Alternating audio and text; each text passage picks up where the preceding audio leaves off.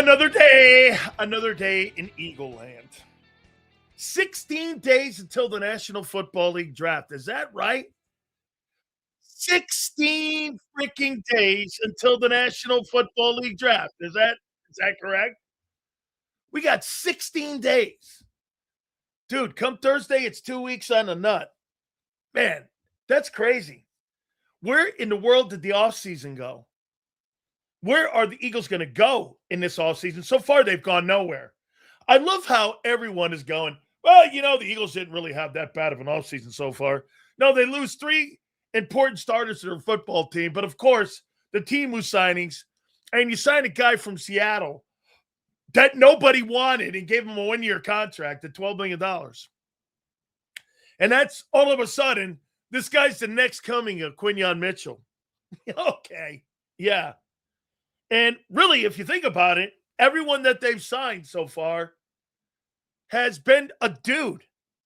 Every single guy they have signed, it's been a guy. Okay? It's just been a dude. So where are they going? Hey, by the way, you're starting to run out of options on how you're going to get your football team better. You got the NFL draft, and then you've got post-June 1. You're running out of time. Or a trade. That's it. You got 3 options to get your football team back in a Super Bowl window. Right now, you're not. By the way, Howard Eskin will join us. That'll be at 4:30. Big Z will be with us at 3:30. Super chats go to the top. And please hit that like button. We appreciate all of you here. Yeah, so, where are they going? Now, listen, Sean Mannion, let's start there first. Let's start and make it simple here. Who did they hire Sean Mannion for? Jalen Hurts or Saquon Barkley? Who did they hire him for? If you had to pick one player, who did they hire Sean Mannion for? Did they hire him for the quarterback or Barkley? They didn't hire him for Jalen Hurts. They hired him for Saquon Barkley to get the run game going. You know why? Because Barkley, once you added him to the mix, Barkley was the guy that won you the Super Bowl. Hurts is never going to be any better than what he is. Oh, I love the new narrative. If you're critical of Jalen Hurts, you're a racist. That's low-hanging fruit. That's low-brow thinking, people, which is normal.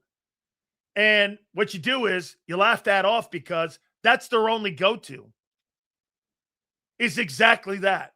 You must be a racist if you're critical of a quarterback who has very limited skill set as a passing quarterback in this league. So you hired Sean Mannion for Barkley, not for Hurts. You're not changing Hurts. You are never going to change Jalen Hurts into being something that he'll never become. It makes no sense. So you've hired this coordinator for Saquon Barkley because that's what the head coach wants. Okay? So let's get to the main topic.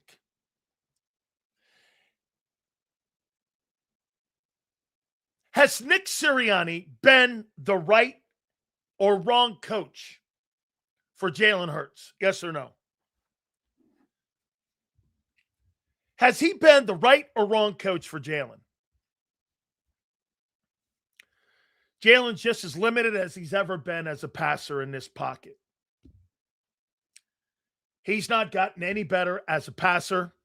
A little bit, not much. Still can't read defenses, can't set protections all that well. His audibles, if he is making some of these changes, are terrible. Has Nick Sirianni been the right or wrong coach for Jalen Hurts? I say he's been the perfect coach. He took the ball out of his hands because he knew he couldn't win with him on a consistent basis. He took the ball out of his hands. Hey, Kyle, can you do me a favor? I'll tell you exactly when this whole dynamic changed. Kyle, what was the last game and date in 2024 when they went into the bye? Give me the date of their first 4 games, the last game that they played in 2024. And I'll tell you and I'll show you, that's the last time Nick Serriani put the ball in the hands of the quarterback when it came to winning football games. That's when it changed. That day. The last game of 2024, after the 4th game, that's when it changed. Because you went into the bye week, you came out, you never looked back. And you've kept that same mentality. Thanks, Kyle. Here it is, folks. October 6th, 2024. That's when Nick Sirianni took the ball away from Jalen and made the offense not just reliant on the quarterback, but he made it, again, for the run game. Let's take a look at that. I want to show you something. And let's go down the list. 2024, Philadelphia Eagles. Let's go down there. 2024 Philadelphia Eagles. Here we go. Okay. Here we go. So watch this. So here's what you did in this ball game here. Jalen Hurts, Green Bay game. First game of the year, that was down in Brazil. Jalen Hurts in that ball game, what did he do? Let's go to the box score. See here it is right here. Okay, perfect. Box score. Hurts threw the ball 34 times. They ran the ball 24. I'm going to show you, make a point here to you. Let's go to the next game. Atlanta game. Atlanta game, they ended up losing that ball game. 22-21, Barkley dropped the pass, right? Okay. Hurts threw the ball 30 times. Barkley ran it 22. Here's the third game. Guys are you're going to be 2-2. New Orleans. Hurts threw the ball in that ball game 40 times. Ran the ball 25. Here is that game that you guys just told me. October 6th. Actually, the bye is October 6th. The last game was September 29th against Tampa Bay. Hurts threw the ball 30 times.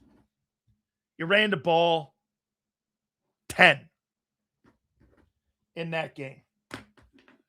So let's take a look after and what happened moving forward after the bye. Cleveland game. Hurts threw the ball 25 times. Ran the ball 18.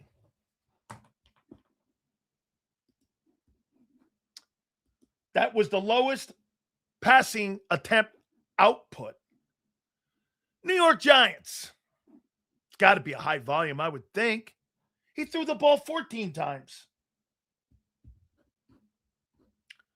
They ran the ball 17. Barkley was 10 yards a carry in that game. So let's go to the Cincinnati Bengal game. I remember him having a big game there. Right? I thought he had a big game. Hurts threw the ball 20 times.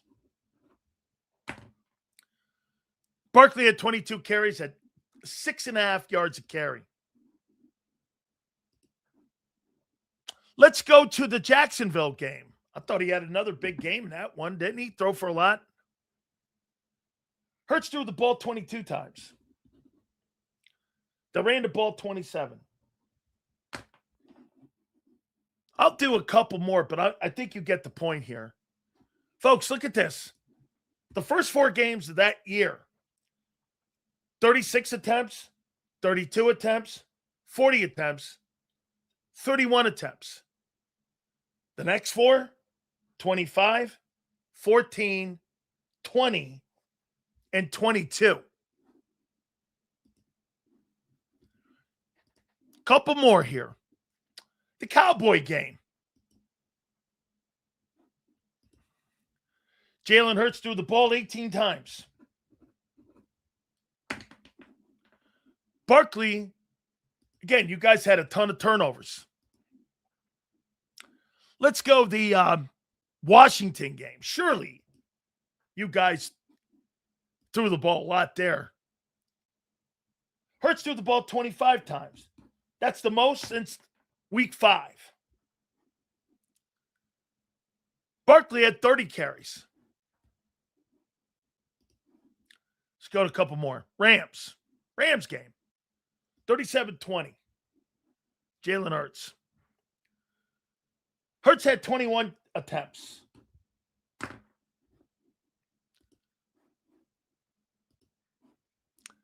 Baltimore. I thought he had a great game in that one. Let's see how many. Surely he threw for 30 attempts. 19 attempts.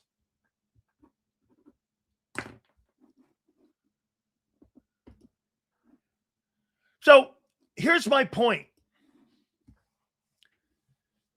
First 4 games, he's averaging over 33 attempts. The next 1, 2, 3, 4, 5, 6, 7, 8. He's averaging 21 attempts. They took the ball out of his hands. And they went with Barkley. And they never looked back. They've never looked back. It's about getting Barkley going this year, not Hurts. This is about getting how in the world can you think that you have a balanced attack when you had a passing game that was 28th? Get this.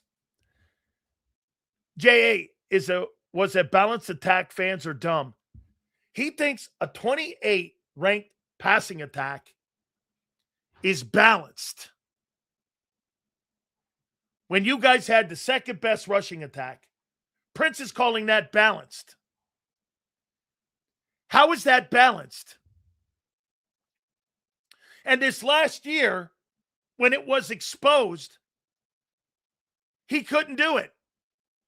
As I said with Zander yesterday, if your pass protection was 7th in the NFL, okay? When it came to pass protection, why didn't you throw more? Get this. Well, yeah. In that time frame that I've been begging the Eagles to run the ball, you're 25-9, and you got a Super Bowl in 2 years in that time frame. What's your problem? Get this. So M. Reyes thinks that the dumb narrative that they took the ball out of the quarterback's hands, and when they had every opportunity last year to increase the volume in passing, he couldn't. Why? And then they fired the entire coaching staff. I'm not bitching about it. The Eagles are. If you want Barkley to get going again, the O-line needs to be healthier and get younger. I think you need new O-linemen. I think that O-line that you have, stop thinking it's coming back. The years of that O-line and the dominance that O-line has had, how many years has that O-line been intact except for the right guard? 6? How many years has that O-line produced 3 different Pro Bowl running backs? 6 years? Mulata, Lane, Landon. Cam and the right guard have been changed out. So there's been like really one center in the last 6 years, and the right guard's been interchangeable. So it's been like 5 years. You've changed one guy, really. And that was the center. O-line's gotten old. That line's not getting healthier. That line is old. You need new players. You need new dudes. By the way, okay? Let's see here. My God. Sills, if you are reading 10% of what I said and making a narrative out of it, I was talking to Jason about the game when it was 20 passes to 17 running. That's balanced. Okay? Well, yeah, but Prince, you're missing the one narrative here. Barkley was doing and getting those 17 carries at 10 yards a clip. That game where he had that, and there was 20 passes and 17 rushing attempts, he had 10.9 yards a carry in that ball game. This guy was averaging 10 yards a carry. Barkley was the guy carrying the mail in that game.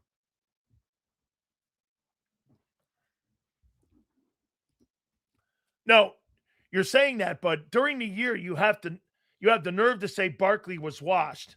Barkley is? No. I said Barkley was washed going into that. And as I'm turning out to be correct, he's a one-year wonder. Because he looks like Saquon Barkley, New York Giants now. Looks like a good player. Never exceptional. You're not going back to what that guy did 2 years ago now. He's never going to be that player. That was a one-year thing.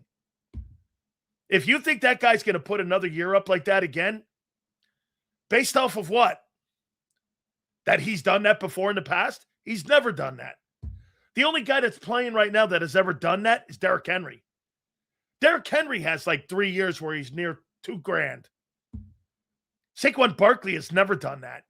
1,300, 1,200, and then that one spectacular year. Dude is a one-year wonder. Now you're pushing a narrative. The new offense is built for him. Yeah, I am. That they're bringing Mannion in to fix the run game. I am. You can't fix Hurts. There's no reason. Nick Sirianni's never fixed Hurts. He's never hired a guy to fix Hurts. He hired a guy to fix Barkley. Folks, you brought a guy in that does nothing similar in any way, shape, or form to Jalen's skill. Who do you think? How many people believe in here that Sean Mannion was hired for Jalen Hurts? How many people outside of M. Reyes think that Sean Mannion was hired for Hurts when he does nothing like Jalen Hurts' skill? Nothing. It would be creating a brand new Jalen Hurts. Hurts isn't broken. Then why'd they fire the entire coaching staff on offense? Folks, Hurts isn't broken. He's right. Hurts just has never been a good passer. There's nothing to fix. M. Reyes is right. Hold on here. M. Reyes is right. There's nothing to fix. He ain't broken. He is what he is. He's totally right. The only guy that you're going to be able to get the offense going with is Saquon Barkley. And Nick Sirianni knows that. Sirianni knows. This is why Sirianni has been the perfect coach for Hurts. You know why? He's not going to do anything to make Hurts better. He's going to do everything. Let me ask you this. Zander, Krause, I hope you're listening. John and Zander said something very interesting today. And I never thought about it until those guys said it. They glossed over it, but folks, anybody in here, including this idiot here, who thinks everything is perfect in Eagleville, you tell me, putting the quarterback under center, is that going to help Hurts or Barkley more? Those guys were onto something. They just scooted over it. Putting Jalen Hurts under center, does that help the quarterback or does that help Barkley more? Anybody with a brain knows who it helps. Putting him under center more. It doesn't help. How in God's name does it help the quarterback when he can't fucking read a defense? He's limited in the pocket. Anybody with brains know when you're under center, it helps your run game because you create play action. It's going to help the run game more by putting him under center. No. I wanted him for a couple. Outside of that, he'll be posting the rest of the day. He can't answer that because he won't. He'll tell you he thinks it helps Hurts. When, folks, nowhere in Jalen Hurts' 6 years has he shown you he is capable of being a guy to go out week after week. We're now getting where I know why Sean Mannion's hired now. Folks, ask yourself this. In 2024, a lot of the notion was this, right? Hey, Prince, do you not agree? In 2024, you guys had such a dominant run game, okay? That you guys had such a dominant run game, correct? Dominant run game. Eagles can't develop quarterbacks in general, poor coaching. That you guys' thought process was this. Well, we really don't need to have a passing game because we have such a dominant run game. Is that right? Prince, is that right? That in 2024, you guys had such a dominant run game. M. Reyes, this is right up his skirt. They had such a dominant run game, quarterback really didn't need to do much. Guys like him think that that's probably what happened. Do you guys agree? Correct? You didn't have to throw the ball. You guys didn't have to throw the ball. Sills tries to point out the obvious and thinks he's a genius. I'm not a genius guy. You guys just don't see truth. So wait a minute. You did not have balance in 24. Prince, do you really think you guys had offensive balance in 24? The number 2 rushing attack and the number 28 passing attack. You had balance in 24. Do you really believe that? That you had balance in 24? Do you really believe you were a balanced offense in 24, Prince? Folks, I hope he says yes. Prince, I pray you say yes. I want you to say yes. Prince, do you think you were a balanced? Yes. Okay. So Prince thinks they were a balanced passing or balanced offense in 24. We all know that's a lot. That's a crock of shit. When your passing team is one of the worst, it was the 4th worst passing team in pro football.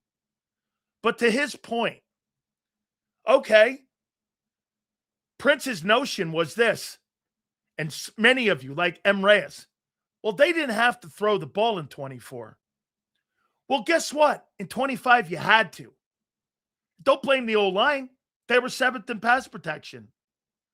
How come you didn't throw the ball more then to cover the running game's problems? Prince, how come you didn't cover the run game's issues in 25? How come you didn't cover them? Running game was going nowhere. So much so they fired Jeff Stoutland in the run game. How come they weren't effective throwing the ball? Or maybe you think they were in 25 effective throwing the ball. See, this is Prince's philosophy in his take. Well, they were balanced in 24. I don't think they were. He thinks they were, which they were never. However, because they had such a dominant run game at 24, many of you think they didn't have to throw the ball. Well, in 25, they did. To limited success. How come? How come you didn't up the volume in passing in 25 to cover the run game? If your quarterback's so efficient and effective, how come you didn't throw the ball more? If you guys think you have such a great passing game, how come you didn't? Having a coach to help your running back helps the quarterback under center, whatever. If your run game is good, it takes pressure off the quarterback. This is football 101. Correct. Well, Jason, they needed to be able to pass the ball more last year. How come they didn't? They were 7th in pass protection.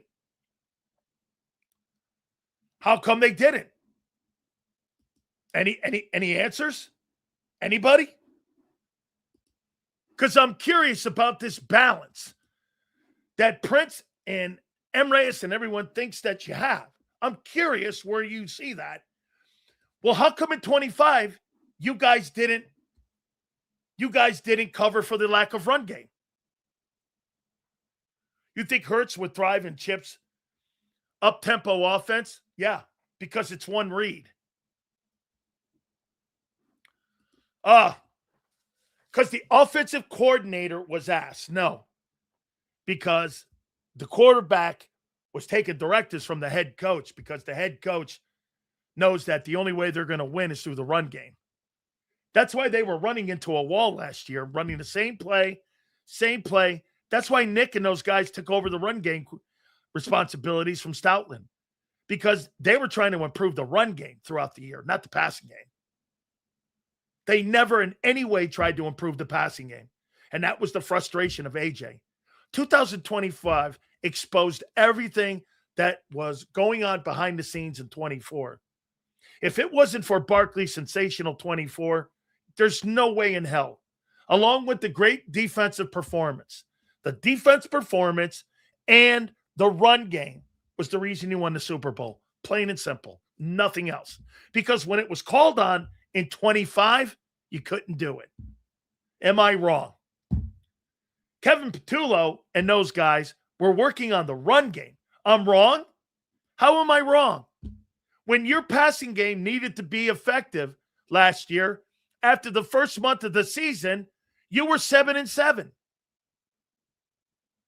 And you were still, what was the number? You were the 10th worst passing team in football.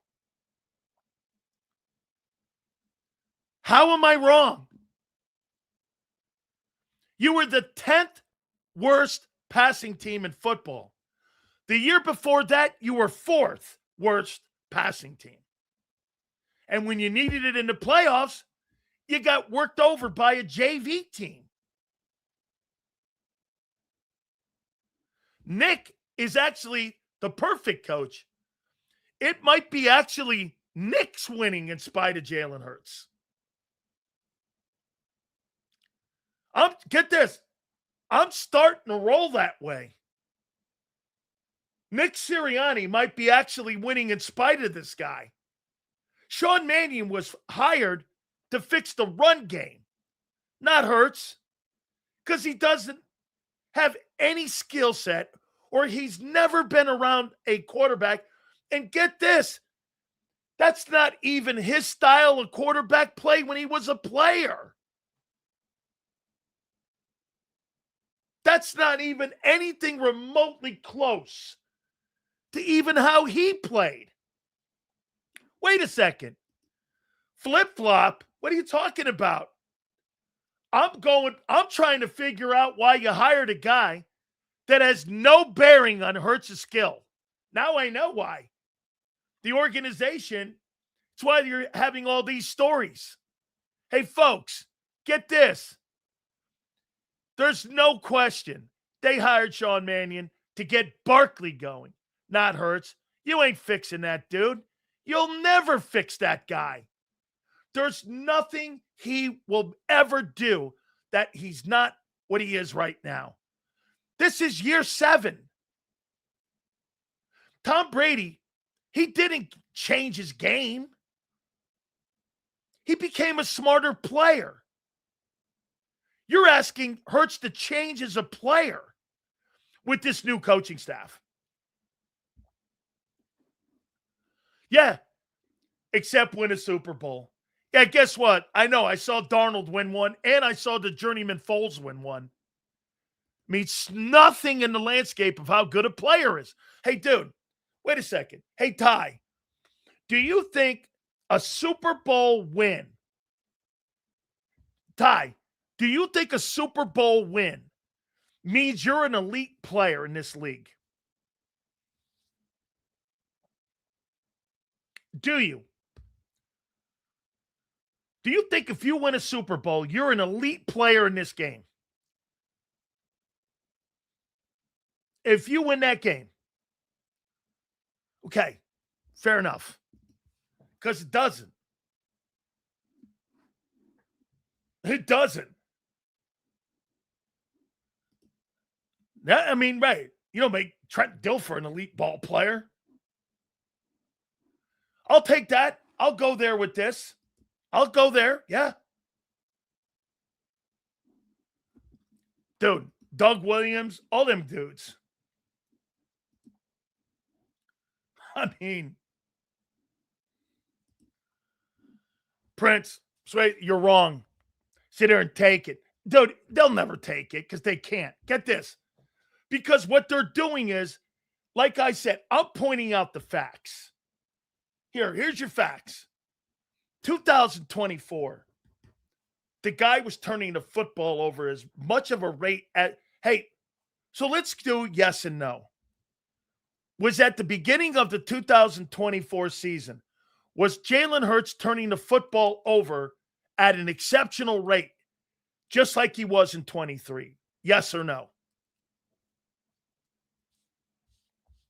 He had 9 turnovers in the first 4 games.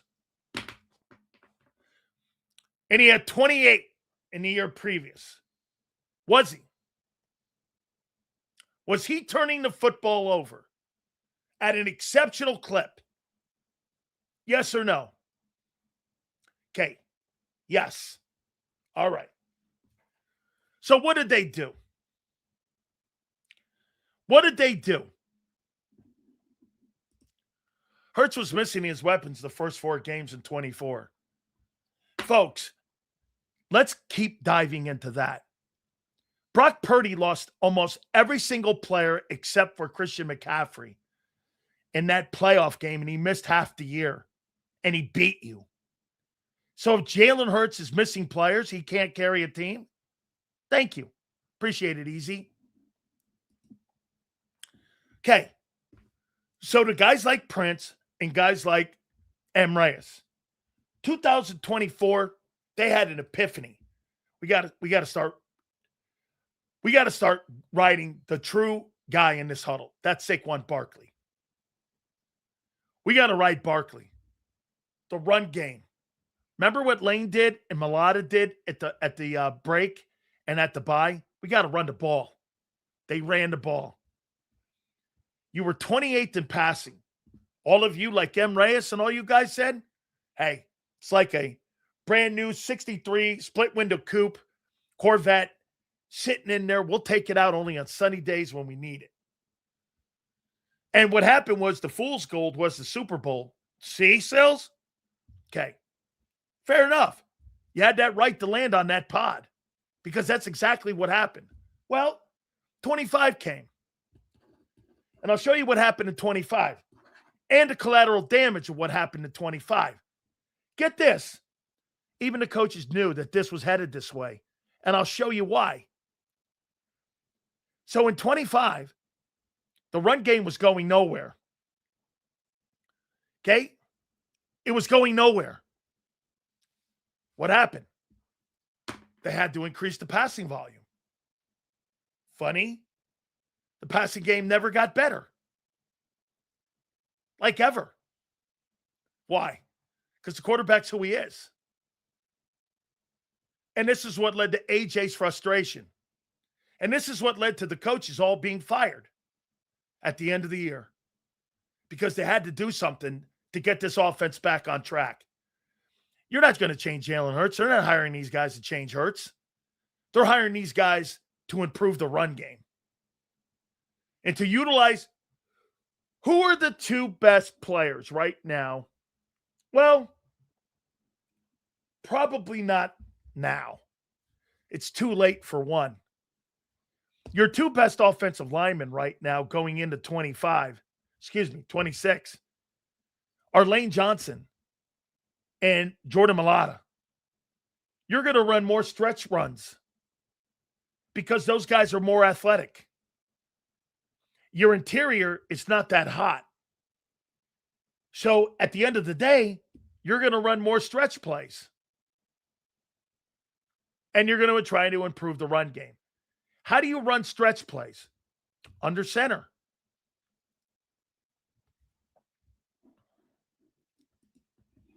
Seals, why would they hire a wide zone OC for a running back that is north and south?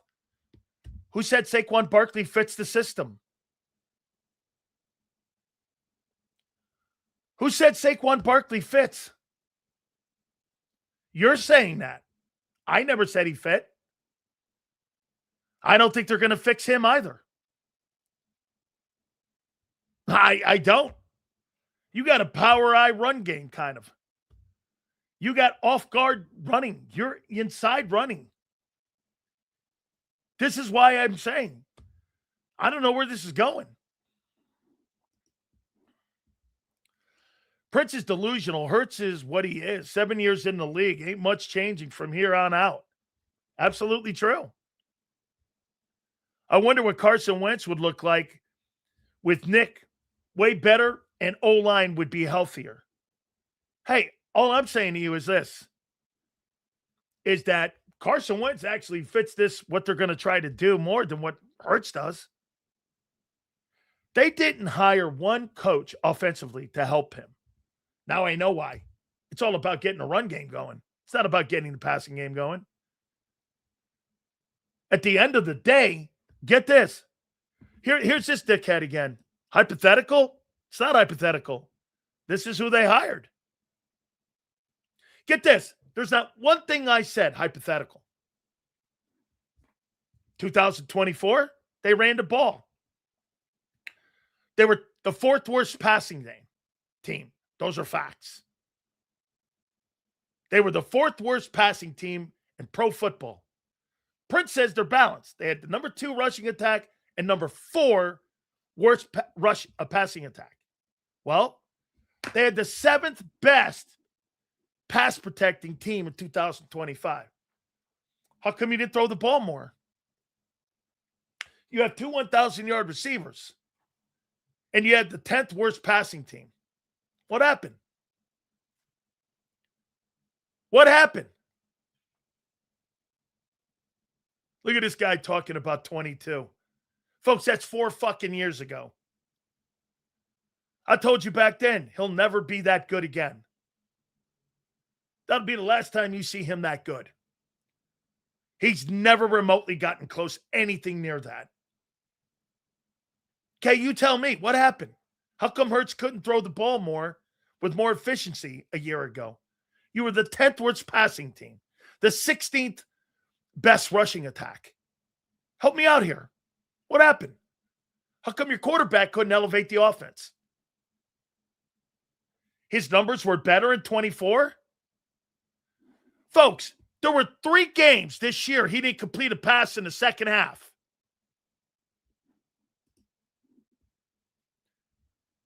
Look at this guy. Hey, dude. Kellen, shut your bitch ass up. Fucking lame. I never once mentioned Jalen Hurts.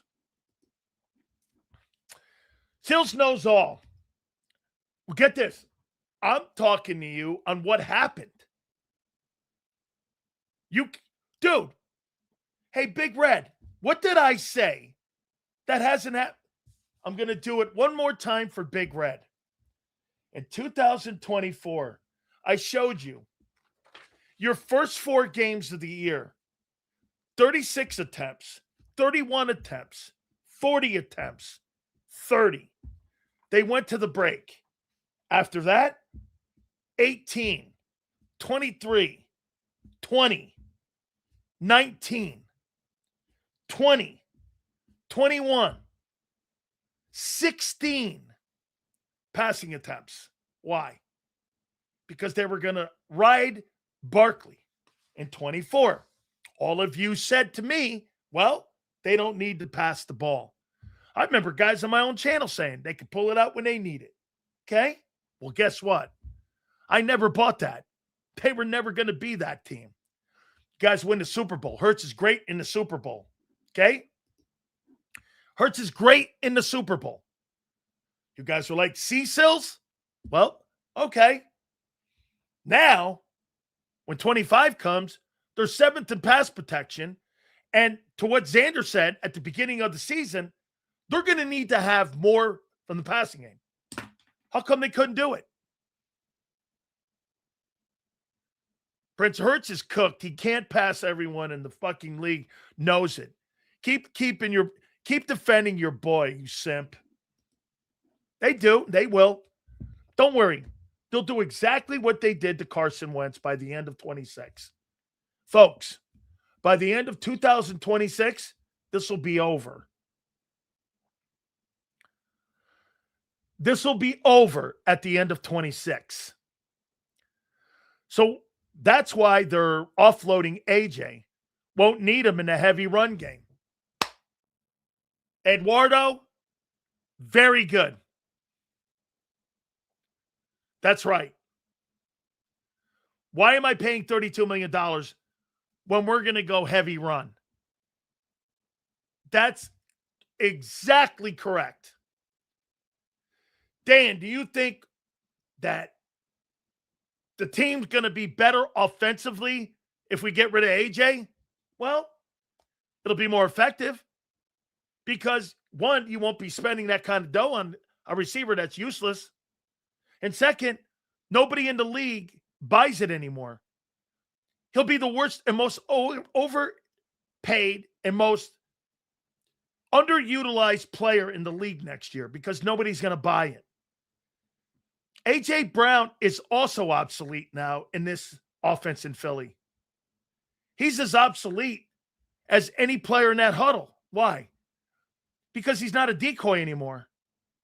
Everybody knows that he's a decoy.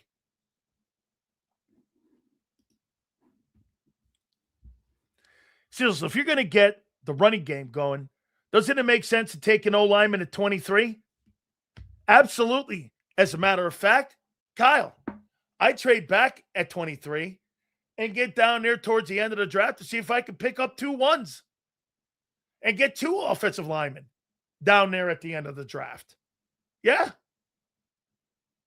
I think they're going to go heavy O-line. Or they're going to trade one of those picks for a guy like Marvin Harrison Jr. If you're going to get a wide receiver, I'm going to get a guy in a rookie deal still. Okay? No. I said Troy Aikman and him have a lot in common. And that was a different NFL. And by the way, you had generational players in Dallas. Don't ever compare Saquon Barkley to Emmitt Smith or A.J. Brown to Michael Irvin. Those are generational players, my friend. And the offensive line was superior to the Eagles. You know why? It lasted longer. And they did more. So we're supposed to act like the talent wasn't always what made him great. He's not meant to carry a team. He's meant for the team to have every good circumstance. Yeah, okay. And listen, once again, I'm not sitting here telling you that he's a stiff. He's not. He's a good player.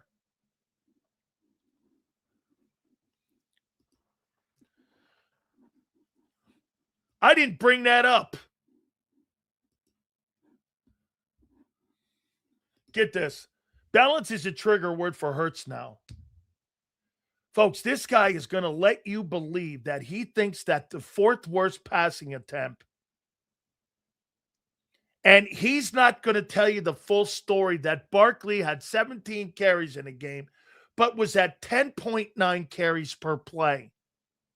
And Hurts had one of the worst passing offenses in pro football. And he's going to tell you that's balance. Have at it. Some fans see the game in a dumb person's vision, because that's the dumbest thing I've ever heard. Anybody on the planet who thought that the offense at 24 was balanced is jaded. So what if he has talent? You cry about every quarterback, not Hurts' talent, saying that's why they lose, but because Jalen wins with his talent, that's somehow a diss on Hurts. Wait a second. I'm not dissing on him. The Eagles fired the staff, dude. This is not an opinion. You guys fired the entire coaching staff on offense, but 2 coaches. Well, don't get mad at me because they made the move.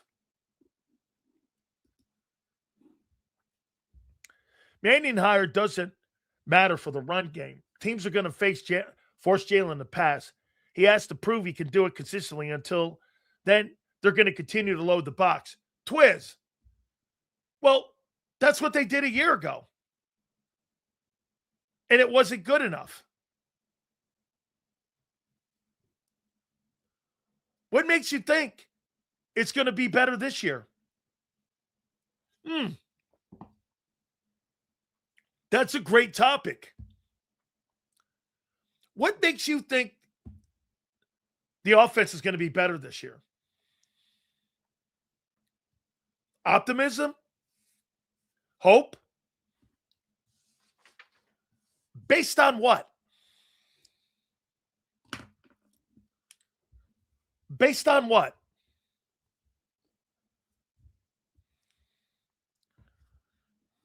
Based on what?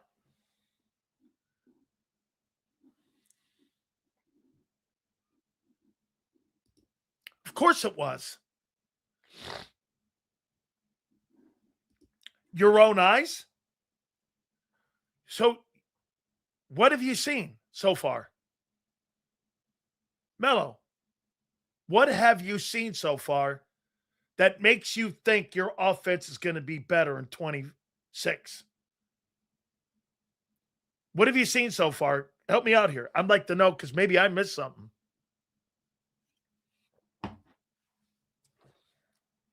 What have you seen?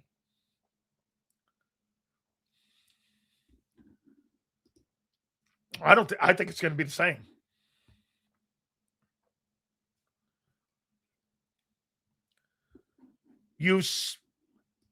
So you think this old line is going to get better because you're thinking it's going to get healthier. I don't. Right now, April 7th, 2026, how do you see the offense playing out? If Saquon Barkley can't be fixed, it'll be worse than it was in 25.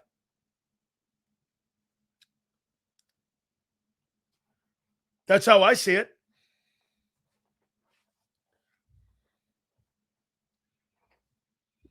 If that offensive line and Barkley doesn't perform, Hurts is cooked.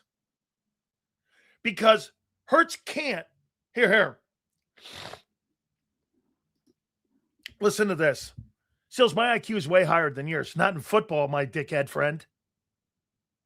You may think that you're some sort of savant or something in life. Football, you've never experienced anything near what I have or been around the coaches that I have.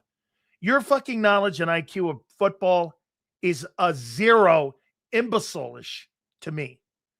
So when we're talking football and we're talking IQs, I take a seat and sit the fuck down.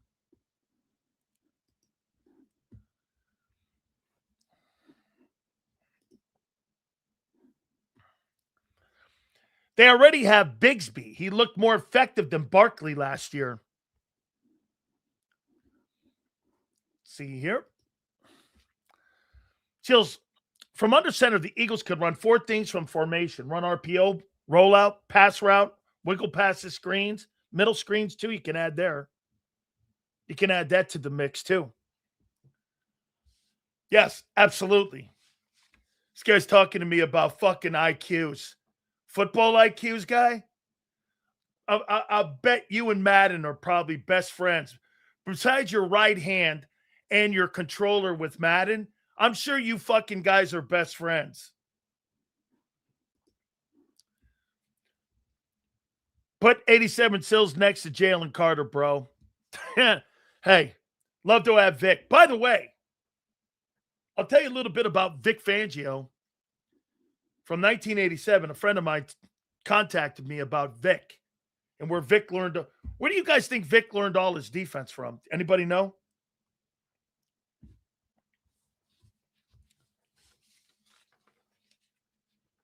Anybody know where he learned it?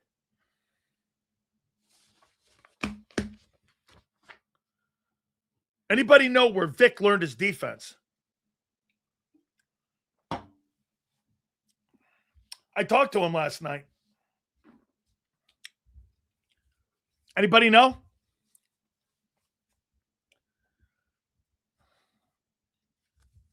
Where Vic learned his defense from? Anybody? Vic Fangio, by the way. Where do you think he learned it?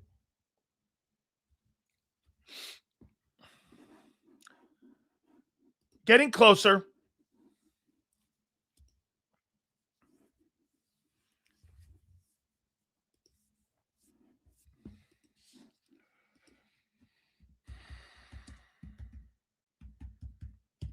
We should get him on. Okay, we should get him on. Heck of a guy. I believe he works right now in a, if I'm not mistaken, I think he's working somewhere. Let me see here.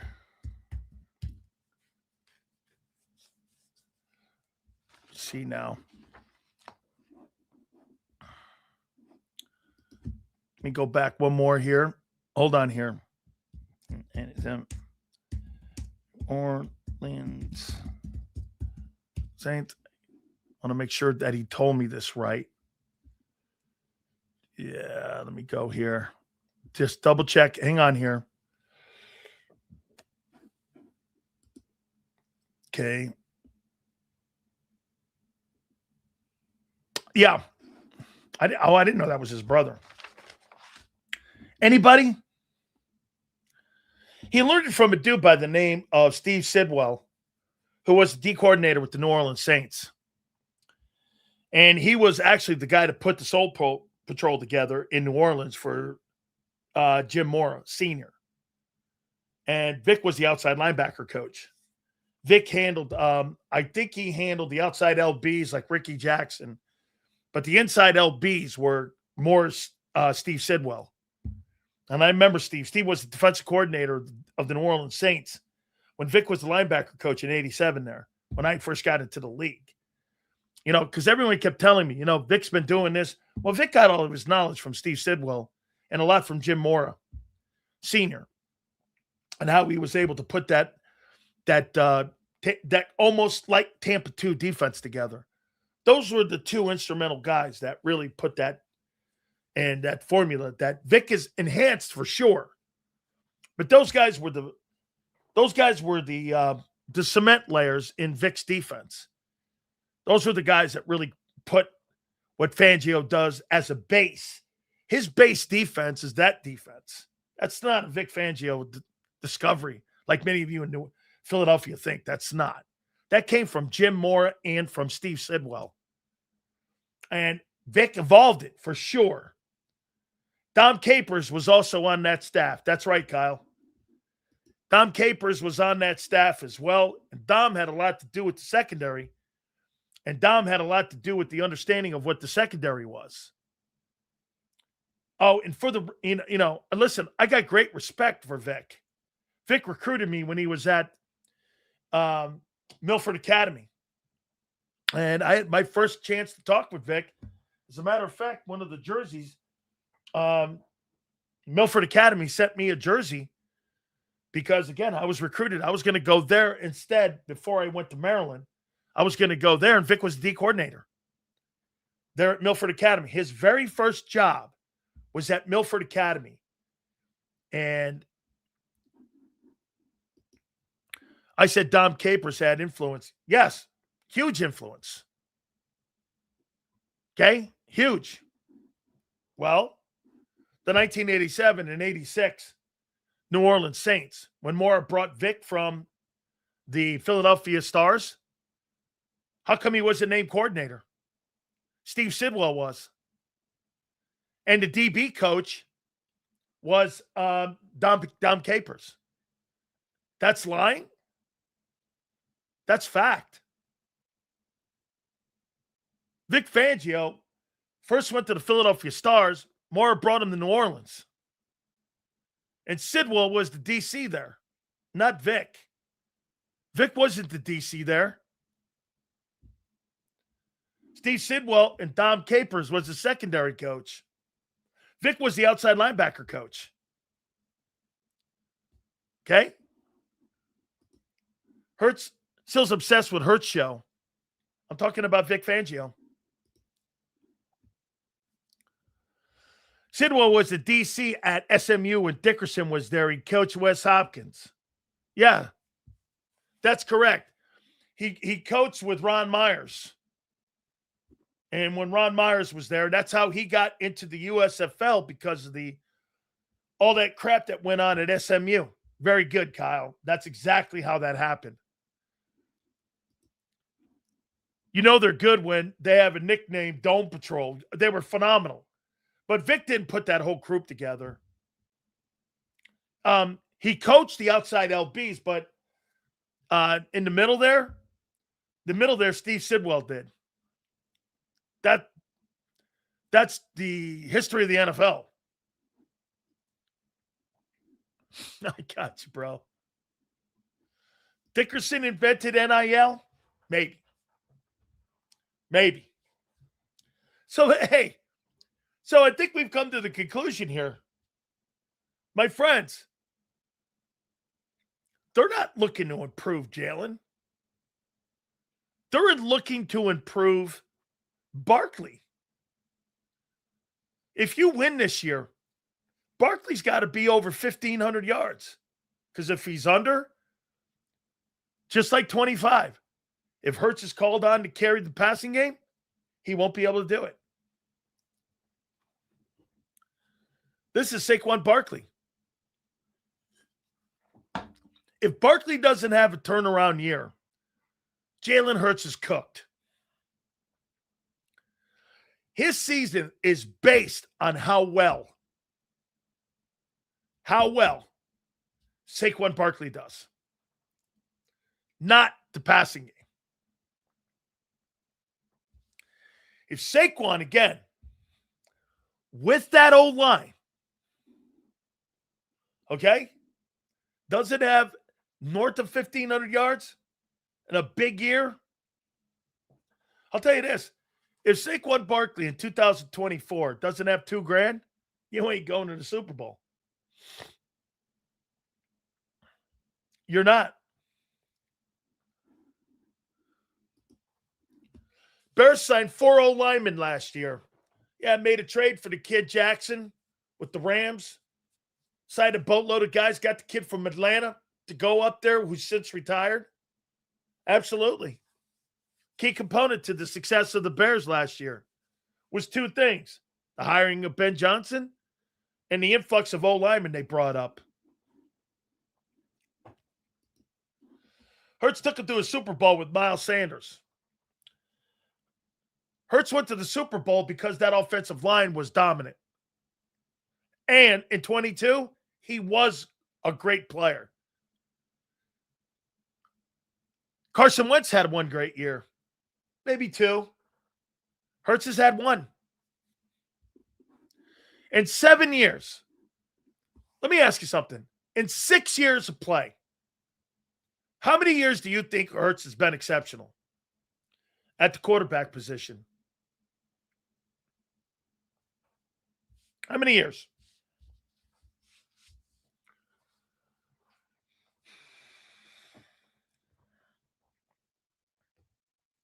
How many years? You think Jalen's had great play from quarterback?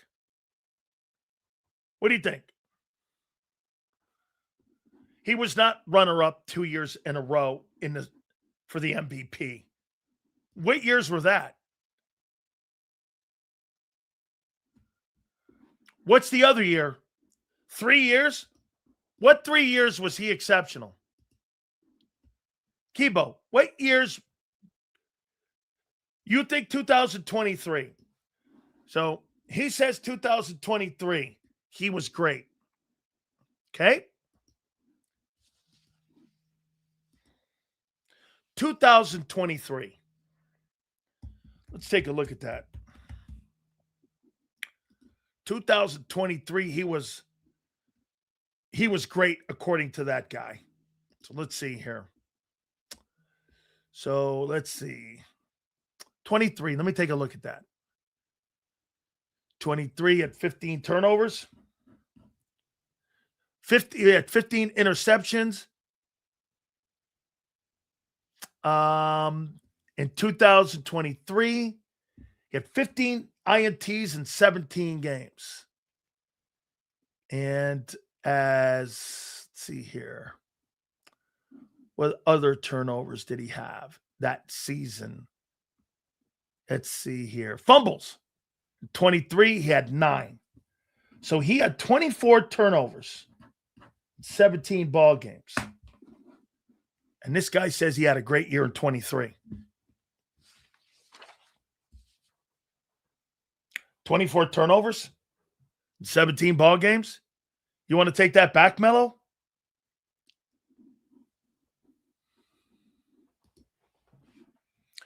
Jalen had his best year when Vic was consulting on offense. Why isn't Jalen picking his brain more to learn from the defense? That's what Brady did with Belichick. Kibo goes, get this. Kibo said that the team, I believe, what was the passing game ranked in 2023? Let's see here. Eagles passing game.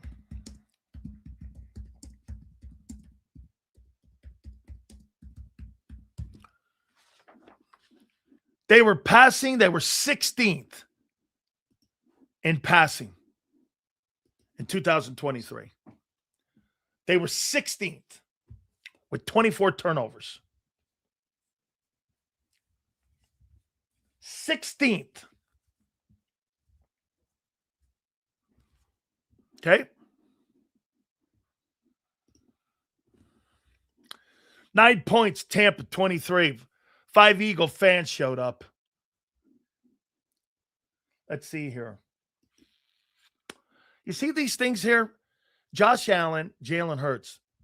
Stop talking about the Hope Diamond versus pyrite gold, phony gold.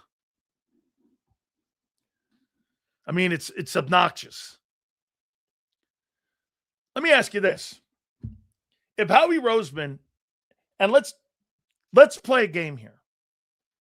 If Howie Roseman could change Jalen Hurts out for Josh Allen, do you think he'd do it? Watch this one. You want to laugh? Watch this. If Howie Roseman could make a trade straight up for Josh Allen, Do you think he'd do it?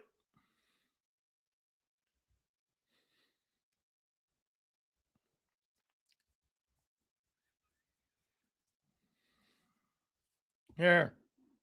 These are my favorite.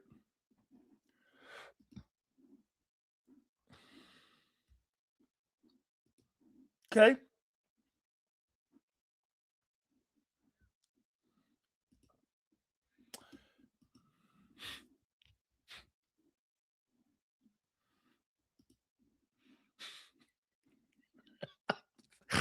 I love these guys, man. It's just crazy watching this. Okay.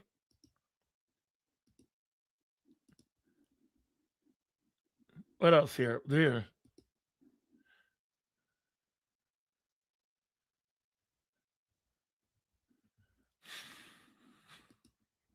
That's true. Hold on.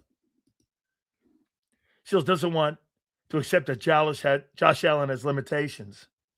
Like what?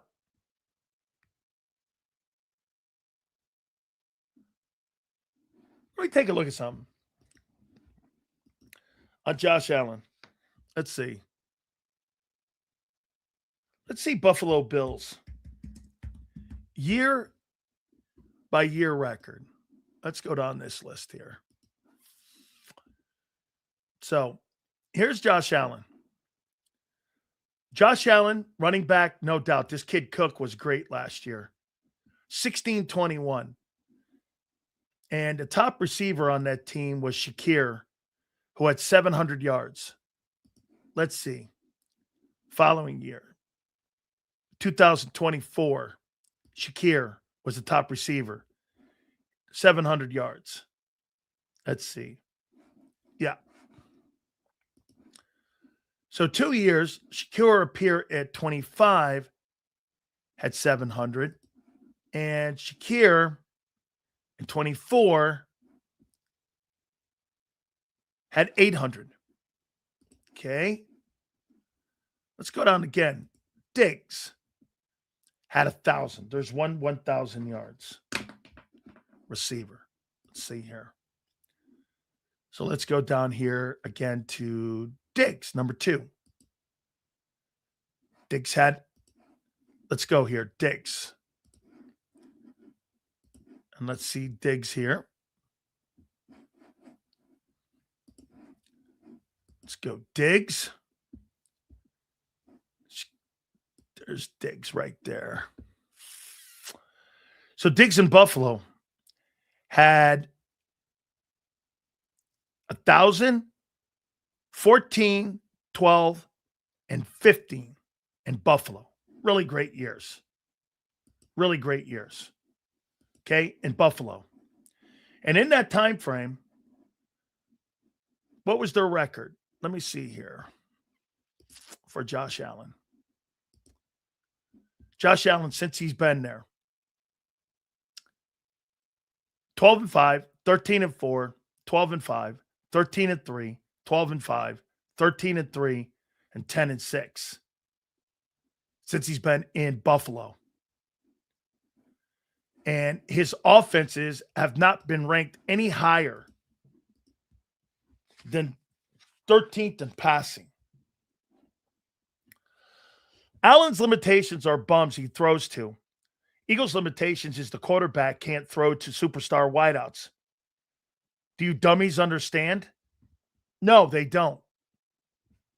No, they don't understand that. No, they don't.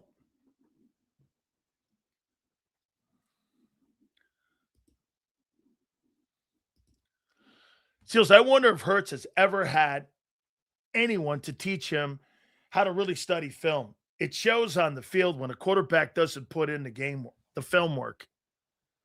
I probably have to think that the guy in Oklahoma had to, no?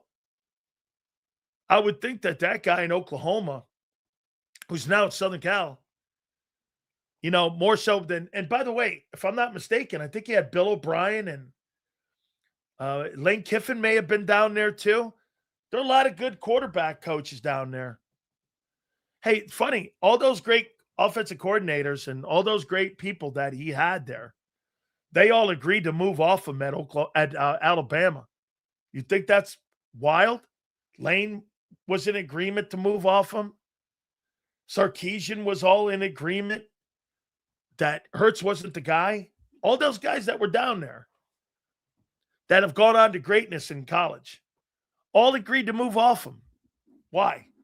Now, could he have gotten better reading? Yeah. But, dude, Sean Mannion has not been hired for Jalen Hurts. Sean Mannion has been hired to fix Saquon Barkley. Eagles win by being balanced, but they're not balanced.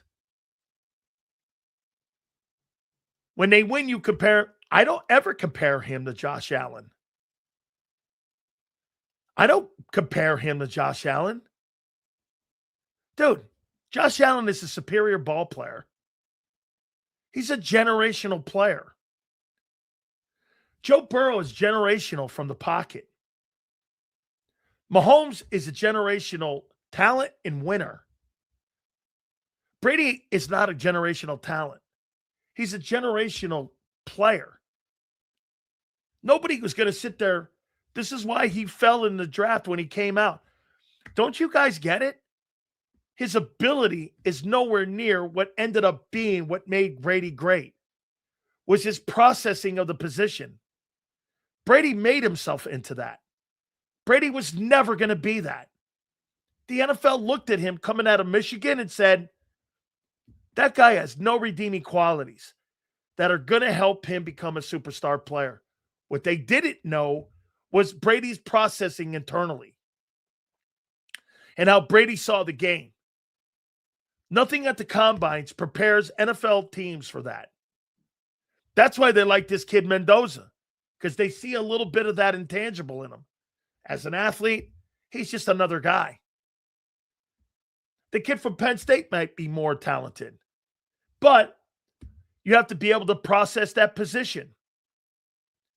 Hurts can't process it.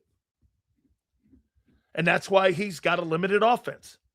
There's no coincidence. Hurts is a limited player. That's why you have a limited offense. You never plug 2 and 2 together? I know. I'm with you on Mendoza. I don't know. By the way, I wrote some more sandbox guys down. See here. Only reason Hurts made it first Super Bowl, Purdy got injured, or he would have gotten his ass kicked like all the other games versus Purdy. As a matter of fact, I think what's Purdy's record versus Hurts now? Was it 2-1? I think that Justin Herbert's 3-0 versus him, right? Because I know these guys are all they like to bring up the coaching or the records against. If I'm not mistaken, I think Brock Purdy's 2-1 with some pretty big beatings. So what is and Herbert is, it's funny. You guys talk about a game where Herbert had like a bunch of turnovers in. I saw him in the Charger game. He had a shitload of turnovers in that game against the Chargers.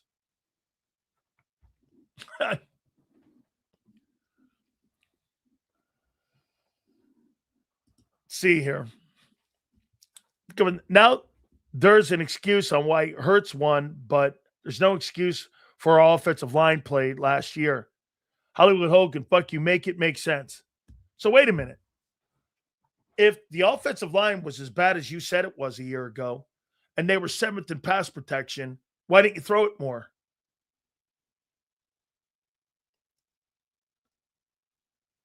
How come? How come? You had a top 10 pass protection team last year. Hurts is 2-0 versus Allen. And yet your GM would take Allen in 10 seconds. All 3 of those dudes are washed. Money and families. Now football is secondary for Patrick, Jalen. Josh and Lamar look like they could care less. I disagree. Good to see Lamar at the OTAs with the new coach.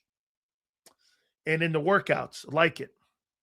Purdy actually, more than that, he should be like 6-2. By the way, for the record, about Brock Purdy, I'll ask you one more time. With this new coaching staff, what quarterback do you think they'd rather have, Brock Purdy or Jalen? Run that style of offense. Here, I'll ask you a different one. Who do you think Nick Sirianni would rather coach? Brock Purdy or Hurts?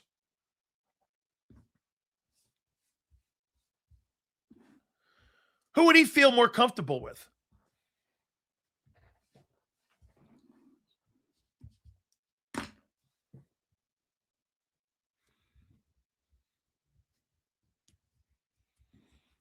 Who would he?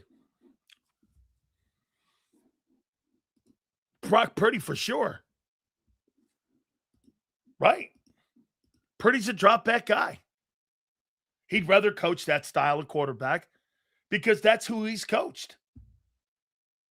Nick knows that style of player. Nick doesn't really like this style of player. You know how I know this? Nick Sirianni has actually been the perfect coach for Jalen.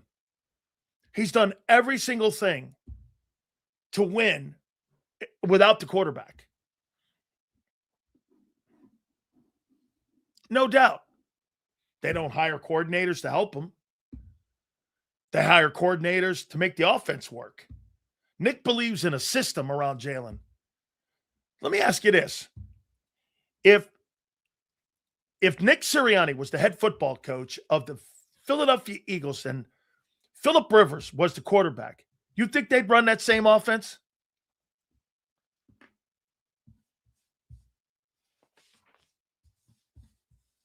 You think Phillip Rivers would run that same offense? Or would it look completely different with Phillip Rivers and Nick Sirianni? What do you think?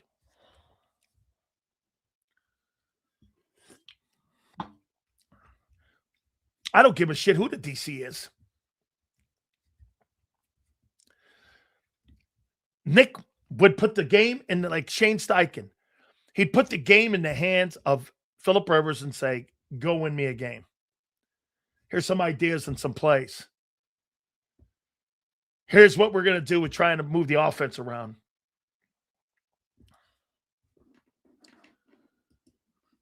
It's a great take. Shanahan traded for 3 first-rounders for Trey Lance in search of Hurts. And once he realized he couldn't coach it, he landed on Purdy, and Purdy brought a team to a Super Bowl as the last player taken in the National Football League's draft. Think about that. Mr. Irrelevant. And this is why I say that Purdy's one of the greatest draft picks in the last 25 years. You took a guy making less money than every quarterback in the Southeastern Conference that year on nil, and he took a team to the Super Bowl. And was an extra frame, a 5th quarter away from winning it as the last player taken in the draft. Think about that. I mean, you could make the comment that Purdy's not. Hey, get this.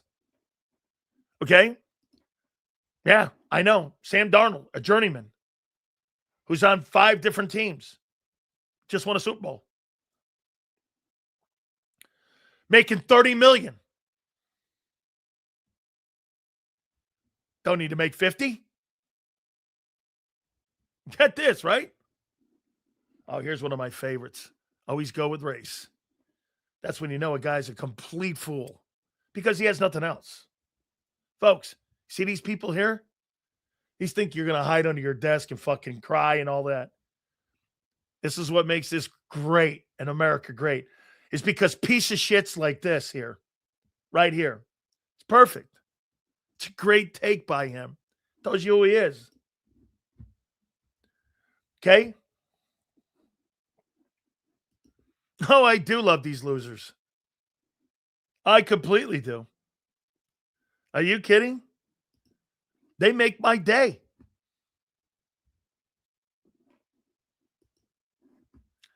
Ron Seal's 49ers defense led them to the Super Bowl.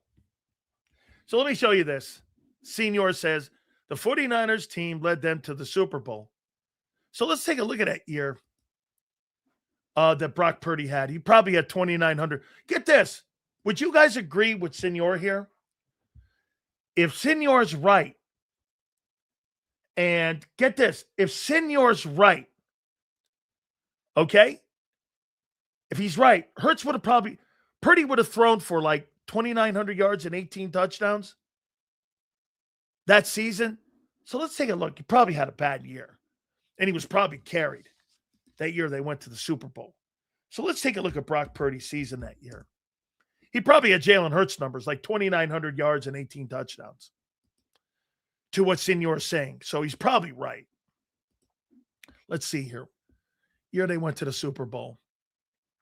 It was 23. Wow. He threw for 4,280 yards and 31 touchdowns and 10 interceptions. And he led the NFL in passer rating with 113. And he was 70% completion percentage. As a matter of fact, in 444 attempts that season, he had 308 completions. Think about that. You talk about efficiency. This guy's telling you that he was carried and he threw for 4,280, 30 TDs. And he brought his team to a 12-4 record. And he was carried. Hurts was that. Well, what was Hurts then? In 2024, he had 2,900 yards and 18 TDs. What was he?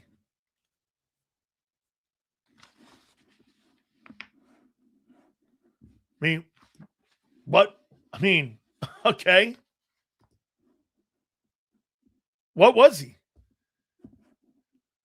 Let's take a look at this. I saw him beat the Eagles last year too. Did he not? Let's see here. Brock Purdy. What's Brock Purdy's record? The playoffs.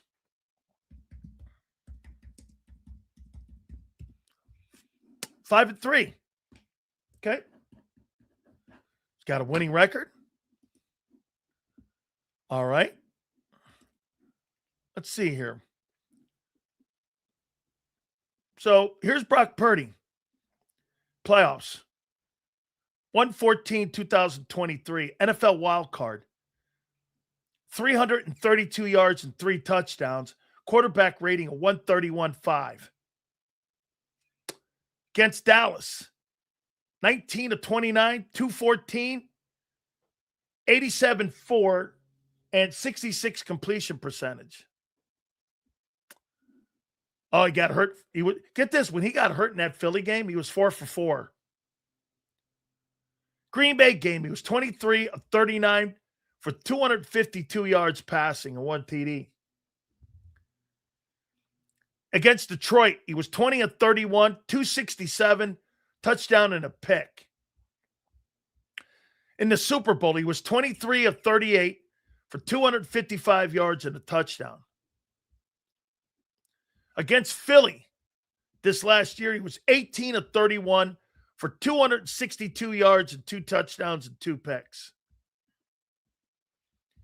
Against Seattle, he was 15 of 27, 140, probably his worst game, for an interception. His overall numbers in how many games? 1, 2, 3, 4, 5, 6, 7, 8. Purdy's thrown for an average of 220 yards in a games. He's 18 of 28. He's got 8 TDs and 4 picks total. He's 5 and 3. He's got an NFC championship, and he was the last player taken in the draft. Sounds like to me, that's an economic grand slam on where he was picked.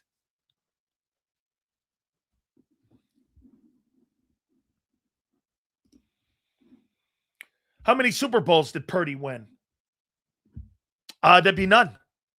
Winning a Super Bowl doesn't make you a great player. I'm looking for consistency in games. Can you do it every week? Hurts can't. Purdy can. Not even a glazed donut like you can blow smoke up the ass that Shanny is somehow a world beater He's won what? Again, not anybody on the planet would ever think Nick Sirianni is a better offensive-minded coach than Nick Sirianni. Nobody in their right mind.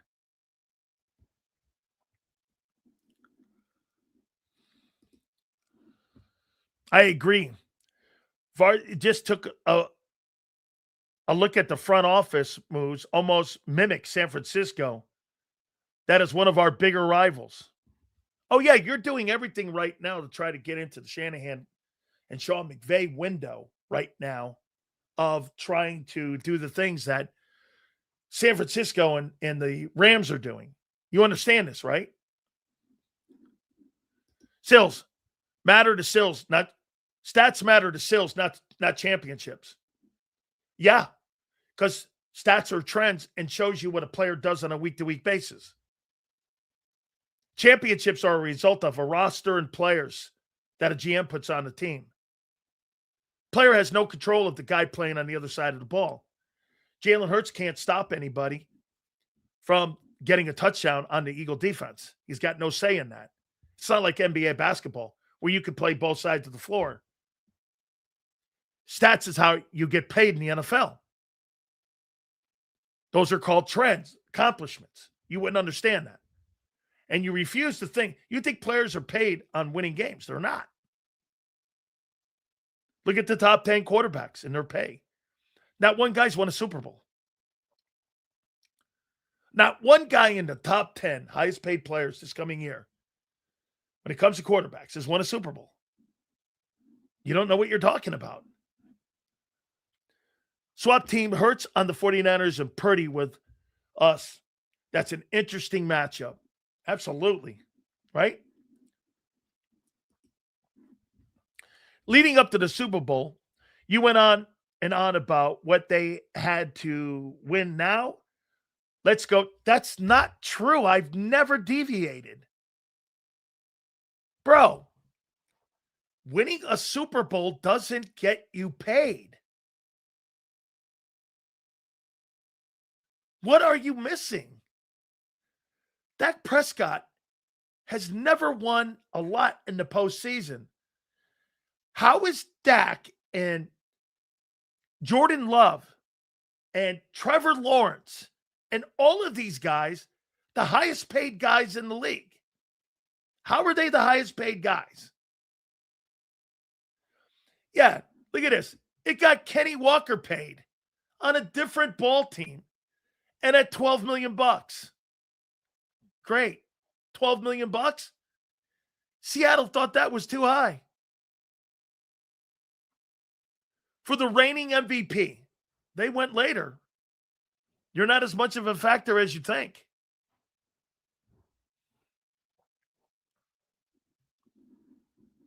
I mean, Seals, didn't you see the $800 billion contract the Ravens gave Trent Dilfer? Oh, wait. Yeah. No, I didn't. As a matter of fact, Underdog, hey, Underdog, tell these folks, what happened to Trent Dilfer after he won the Super Bowl the following year? Do you remember?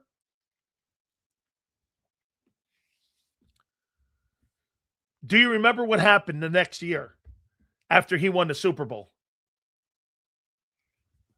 Do you guys remember?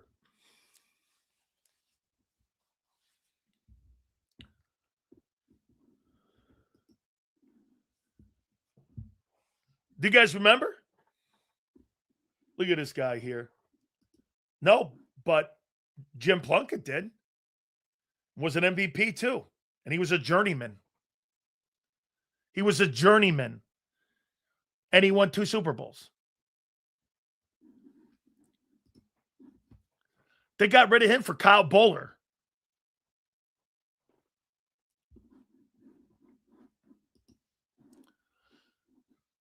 Right? Oh, man. Boy. Oh, my God. Lord of football. Not the real Lord, but the Lord of football, because I can't be blasphemous. Okay, so I have to pray to the Lord of football. No, wait, I got to take this back. The Lord of Eagle football. I've got a prayer. Please make this 2026 season as filled with as much content as you've had already this offseason. Oh, my God. And big time football, we pray. Thank you very much, Big Z. Holy shit, man. Look at this. This is all for Z. Whoa, baby. Oh, yeah. I realized those guys this morning, they cracked the Da Vinci Code. They did. They're not hiring Sean Mannion for Jalen Hurts. They're hiring Sean Mannion for Saquon Barkley. They can't fix Hurts. They know that. That's why they're going completely away from what they're going to do. This is about Barkley getting better. Because last year, you know what's great? I'll tell you what Zander's been doing the last couple days for me. Zander's putting all these facts right here. Well, they had the 7th best passing attack or the 7th best pass protection team in the NFL last year. Interesting. In 2024, many people in Philadelphia said this. Well, they don't really need the pass because they have the number 2 rushing attack. So they'll just bring it out of the barn when they need it. Okay. Well, they needed it this year. What happened? 10th worst passing attack in pro football. They ended up firing the entire coaching staff. Holy piss. This is so much fun, man. By the way, you know what Howard Eskin texted me yesterday? Because you know what he said to me yesterday? I've been saying this. Now all of a sudden ESPN is on top of it. Funny, man. I'll tell you what. I've been saying it for 5 years. But hey, nobody's keeping score, and we're not going to break our arm on our back here. However, I'll tell you what, John McMullen, whoa, I'm surprised John doesn't get done doing the Birds 365 every morning in a sling.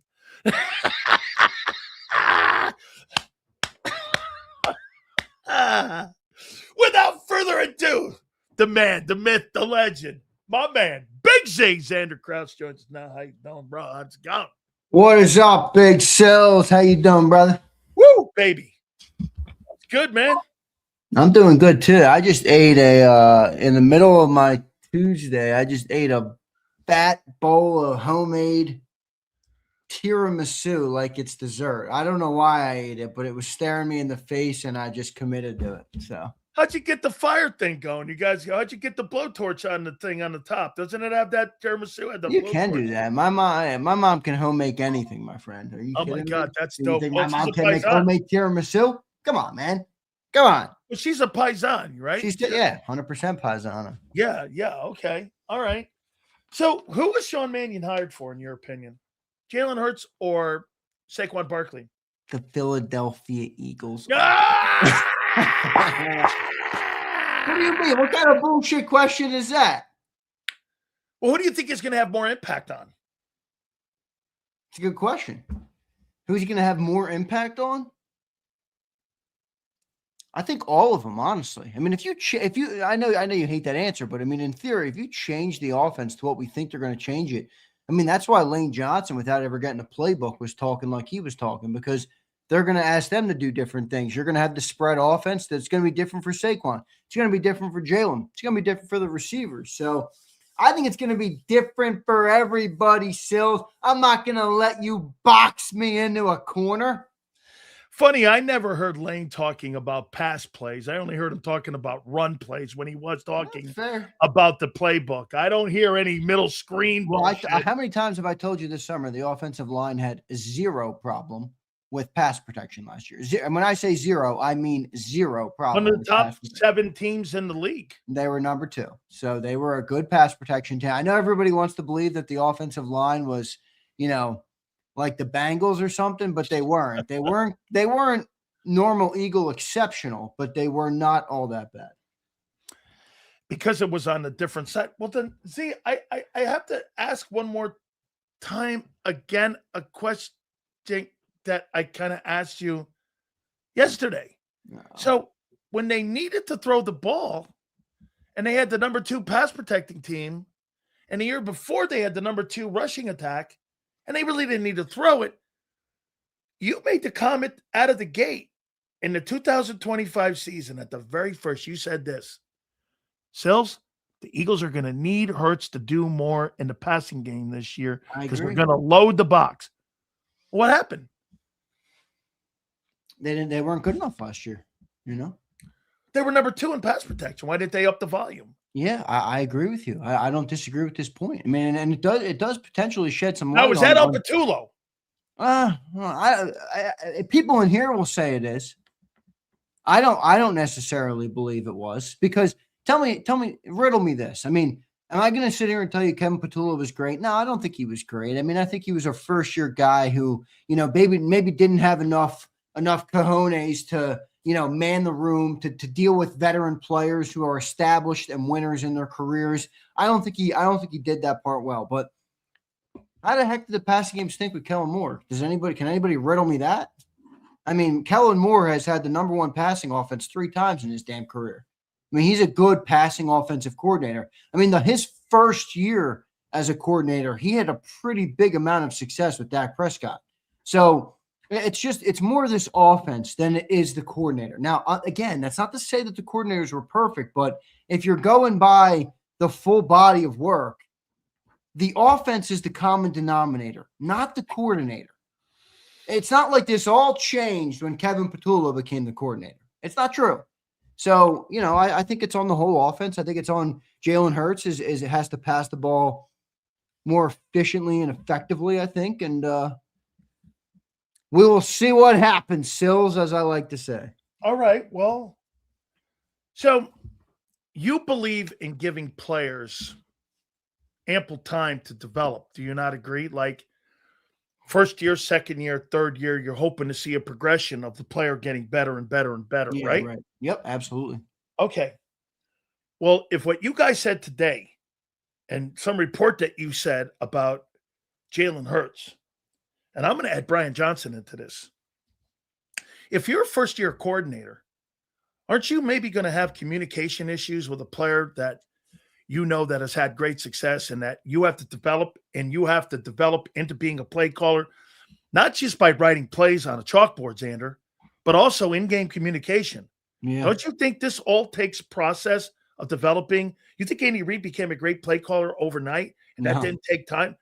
Well, why? Okay, so we're sitting here saying that we need and give time to players for develop, but you don't want to give time to like Brian Johnson or Kevin Patullo. Maybe he was too much of a yes man. You're telling me I'd rather coach that out of him than say whether or not the guy had bad concepts. If the guy had good concepts and a good mentality, you're saying the difference between Kellen Moore and Kevin Patullo was communication? I mean, dude, no. If you're going to hire if you're going to hire first-year guys that have never, ever, ever, ever been a play caller, you've got to have a little more patience with these people, because you're asking the impossible. All of a sudden, you're going to walk into the room with a Super Bowl MVP and go, I want you to fucking run this, and you're going to try to lay the law down? That's not going to fly with any veteran I know. Sills, it's such a good point by you, because it directly contradicts. Look, you cannot have a problem with them not being patient. I mean, look, it's led to some great success, but if that's the route they're going to take, then don't hire first-year guys ever. There's not even a world that exists where if you have zero patience to the point where you'll blow them out after 1 year, why is a first-year guy even in consideration? Doesn't make sense. It's directly contradictory to what they've proven that their belief system is in coaching. So I don't understand that part of it. And that's, look, how many times have you heard me say, I think Sean Mannion is going to be a great coach. I don't know if it's going to be here in Philly. Right. Because if he does have growing pains, if he does have to learn into the job, if he does have to grow through some things, are they going to have the patience to foresee it, to let it play out, to let him grow and develop as a path? And then there's the other side of it where it's like, forget the pity party for Sean Mannion. Why is an Eagles offense with Super Bowl aspirations hiring a guy that needs training wheels? Doesn't make sense from that perspective either. So it's unfair to the coach who doesn't have the time to develop and get his feet wet. And it's unfair to the offense who, has expectations to basically be a Super Bowl level offense or bust, and then they're going to blow everybody out. I mean, again, this is why when the job thing was going on, and you said this doesn't really look like that attractive of a job. And I think some people thought the same in the industry. Now the Eagles will deny that, but I think you were right about that. Okay, here.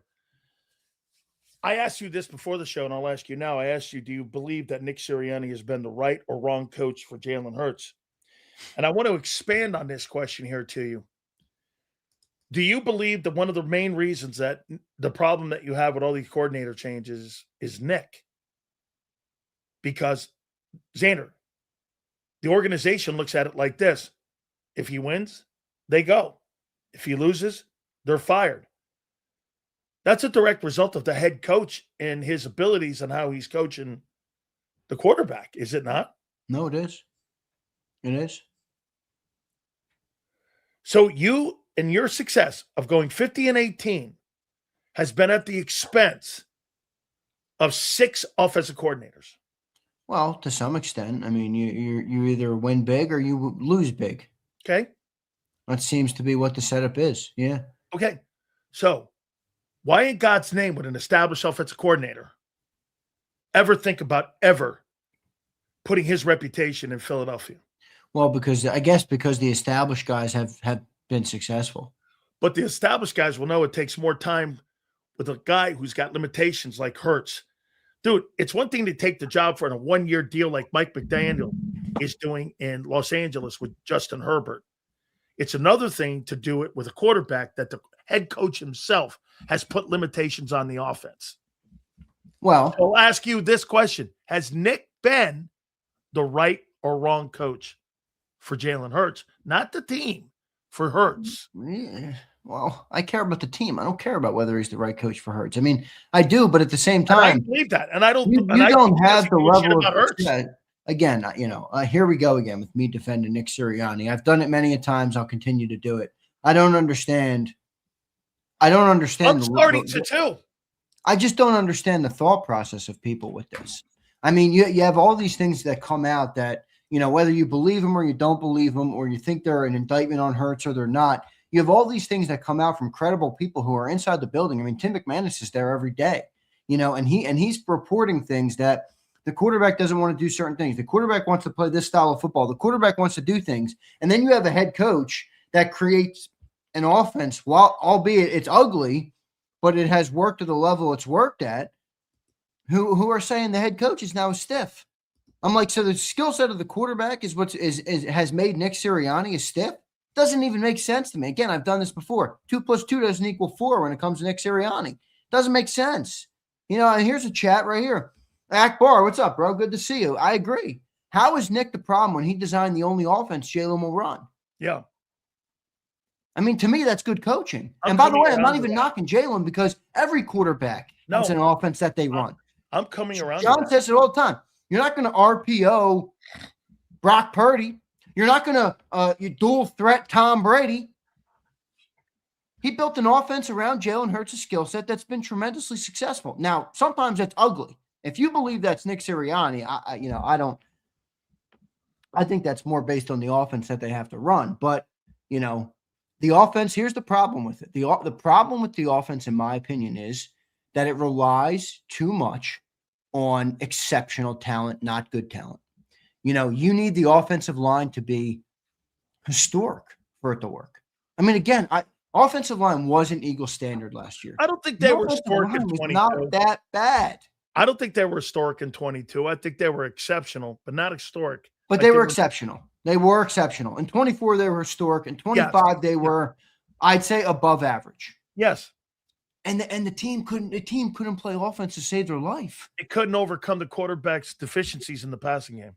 Well, that's one way to put it, but I think the real way to put it in terms of how they play the game is they couldn't overcome the deficiencies in the run game. Well, now, they couldn't be a balanced team. They couldn't go from one. Yeah, that's what it comes down to after that. But again, with the way they play offense, the thing that they couldn't overcome was when the running game wasn't able to dominate. They didn't have to overcome technically. They just couldn't rely on Hurts to bail them out, when the run game didn't work. So that's my problem with the offense.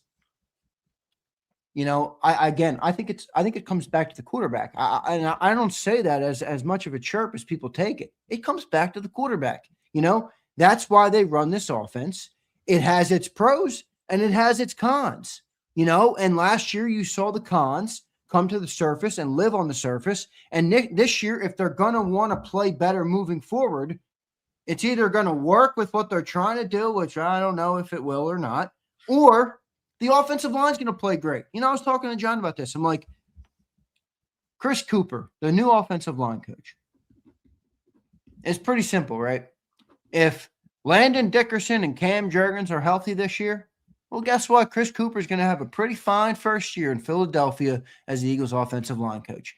If that offensive line, if Lane Johnson misses half the year, if Landon and Cam miss games or they're unhealthy, well, guess what? Chris Cooper's not going to have a great year, just like Jeff Stoutland didn't have a great year last year. So it is what it is. We have to see what they're able to do, but I think the thing you got to be looking for is this offense has to be able to win in different ways. I mean, if a team is going to come out and take away the run game or take away or stack the box or make Jalen Hurts beat you in the pocket or whatever they try and do, and you have no answer for that, you're a limited team. I wonder, Zander, if we talk about these changes, is it more about Hurts going along with what Nick and everyone wants to do in the run game, or is it more what people think they want to do by changing the pass game?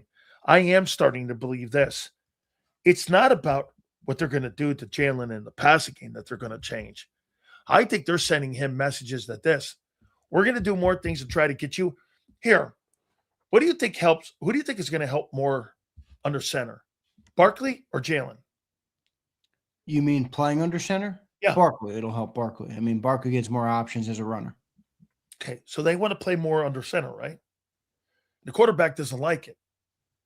They're telling him, well, this ain't about you. This is about Barkley and the offensive running game getting better. Well, here's the thing, though. Wait. If you're asking the quarterback to do something he hates, and you don't want to come along with that to make the offense better, well, guess what? Now we're starting to head towards an ugly divorce. Yeah, but the thing, look, I don't disagree with that, with the premise of that. But what I disagree with is they're not asking Jalen Hurts to turn water into wine here. I mean, going under center is a pretty traditional quarterback skill set. That would be like me telling you, hey, do a great talk show, and you'd be like, well, I don't want to do that. Now if I asked you to become the producer, you'd say, hey, Zander, I'm out of my league here. And that's all right. I understand. But if I asked you to be a great talk show host, yeah, that's what you do. That's what makes big sills big sills. That's what makes quarterbacks quarterbacks. I mean, lining up under center, I mean, it's not like that's a complete break from what quarterbacks should be able to do. And also, I do think if he's able to do it competently, it will help him. If Saquon's able to run better, you will be set up better. You will have second and third and short. You will get plays off of play action. You will allow yourself to, you might not have as many hitch routes. You might not have all that bullshit if you put yourself in positions to open up the playbook. Sills, you tell me. How much bigger is a playbook, whether it's Kevin Patullo, Kellen Moore, or Sean Mannion, or Kyle Shanahan? How much bigger is a playbook on 2nd and 6 versus 2nd and 12? 2nd and 6, it's limited. No, it's 2nd and 12. 2nd and 12, I mean, you got more plays because you're trying to create more. See, I think it's the opposite, no? Well, here, you're going to try to do things that give you the best option to try to create that first down. What I'm saying to you is when you got 3rd and 3, you think you got more plays? I think you got more plays I think you got lesser plays that you feel comfortable. I think we're saying the same thing. No, we are. We're just wording it differently. I think 2nd and 6 gives you more optionality to be able to call different plays because – But that number goes down. Watch this. 3rd and 2, the percentage of you getting a first down is, guess what? It's like 62%. Yeah, right. Okay. 3rd and 12, it's 14% you're going to get. But why did you say that the playbook gets bigger on 3rd and 12? In theory, because it would, right? Because there's only so many plays you can call. Middle screens.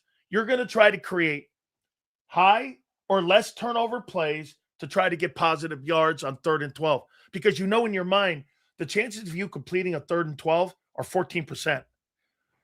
You're going to throw a lot of plays at 3rd and 12 when you're just trying to get positive yards. You're trying to move the sticks. Yeah, we're saying the same thing basically. Here, listen. If I've got third and 6, I got 3 plays that I know that are going to give me 3rd and 6 the best opportunity with limited opportunity at turnovers. See, this is how Brady thinks. This is why the play action and it's to help Barkley, but at the end of the day, it helps Jalen Hurts. I mean, if that's right, you got less options. You got less options at 3rd and 12. Right, that's what you were saying. I think you were a little bit missed. That's right. I understood what you were saying, but that's why I think it helps Jalen Hurts. So again, I go back to the analogy. We're not asking Jalen Hurts to not play quarterback. I mean, we're asking him to get under center. I get it. You're not as comfortable with that, but dude, that's going to help everybody on this offense, including you. But Hurts has problems with the basics. He does because he's been such an athletic savant his whole life, where he's been able to run around everybody and play his brand of football and been better than most people. Now that you're in the NFL 7 years, the legs are maybe not as spry as they once were, and you don't want to get hit. That's true. That's true. Hey, nobody likes getting hit, dude. I don't care who the hell you are. Yeah, I get it, but I mean, look, I like making $50 million. I have a problem with that too. I mean, and I'm not like to count the pockets. The guy you have right now, this is not who you paid for. I know, but this is the prima donna world that we live in. I mean, there's dudes in here who are probably blue collar workers, roofers, coal miners, people like that. You think those jobs give a shit about their bodies not wanting to do something? Now you got $50 million athlete that don't want to take a hit. I don't give a fuck if you don't want to take a hit, bro. It's what you signed up for. And you're getting paid handsomely to do it. Go out there and do your job. Just like the guy who's a blue collar worker has to go and do his job so he can feed his family. I mean, that's what I hate about the prima donna world that we live in. I don't really give a rat's ass if you don't want to do it, to be frank, because you don't want to get hit. Now, it makes a business sense that you want to extend your period of earnings, but don't do it in a way that's harmful to your team or you're going to get booted out of town. What do you think the relationship with Nick Serriani and Jalen is today? I think good. I actually think they have a weird respect for one another. I'm not saying that they're buddy or best friends. Because I don't think Nick Sirianni is Jalen Hurts' type of dude. And I don't know Jalen Hurts' type of dude. I'm just going off of what I've seen of him. I think he likes more of the serious people. He's more reserved, more to himself. Nick is kind of a goof at times. But I do think Jalen respects him. And I think Nick respects Jalen Hurts. As they both should. As they both should. Because that Nick quote is so damn cheesy, but it's so damn true in the game of football. You're not gonna do great things in this league without great people around you. You're just not. It's not boxing. It's not golf. It's not tennis. You got to have great people around you, and you have a head coach that's managed this ship the way he has, and you got a quarterback that's managed it the way he has, and they've done some pretty special things together. So I think their relationship is fine, or at least I'd like to believe it's fine. Okay, how about this one? You think Nick's honest with him? No. What here's my. Okay. I know where you're going. You're talking about. Yeah, no, I don't. That play sucked. That Green Bay play. Why? What the hell was that? It cost us an opportunity potentially at a ball game. Why? I mean, everyone says about this hard coaching. I don't think Nick's honest with him. I think Nick pampers him. And that's why every time you guys go for an OC, what you guys do is you bring a jelly donut in. It does seem they do that. I can't really dispute that. It does seem. And I think it's got a lot to do with the owner because of the way the owner treats the kid as a jelly donut. Yeah, but that's true.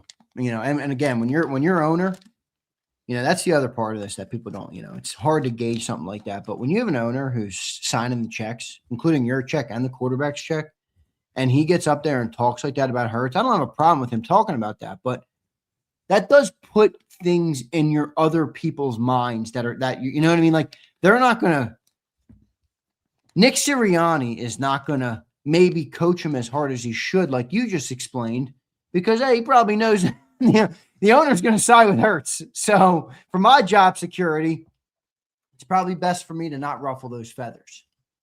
And the other problem here is, and we've talked about this before, and I've got to be a new wave guy in this because let me tell you how I was coached.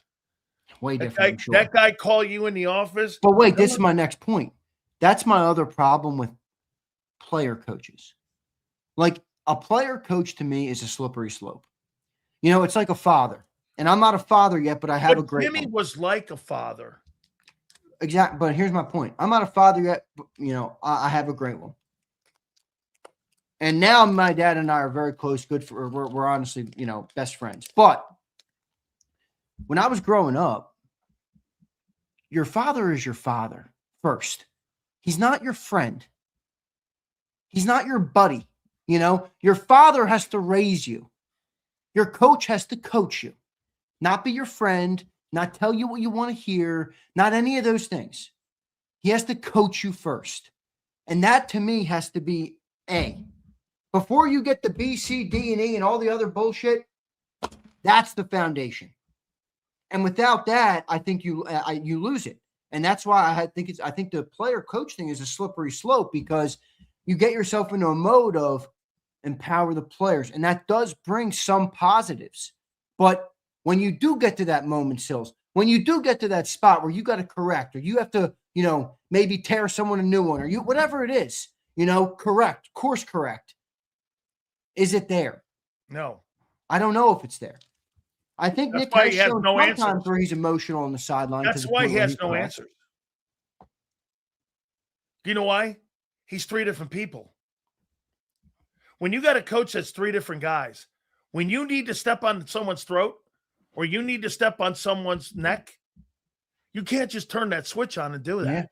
Yeah, I agree. Yeah. You got to be that guy all the time. I tell people this all the time about Jimmy. That guy you saw on Fox, that fucking guy is nowhere near the guy that I grew up with. And I was around that guy for a long time, dude. And I'm telling you, that guy shook the boots of your fucking feet when he came at you and said, listen, because he had a saying, you tell a player who he is, he'll remain. You tell a player what he can be, he'll become. And he believed that. And he kept telling us and he kept motivating us. But I'll tell you what he did do. He told you every day who you were.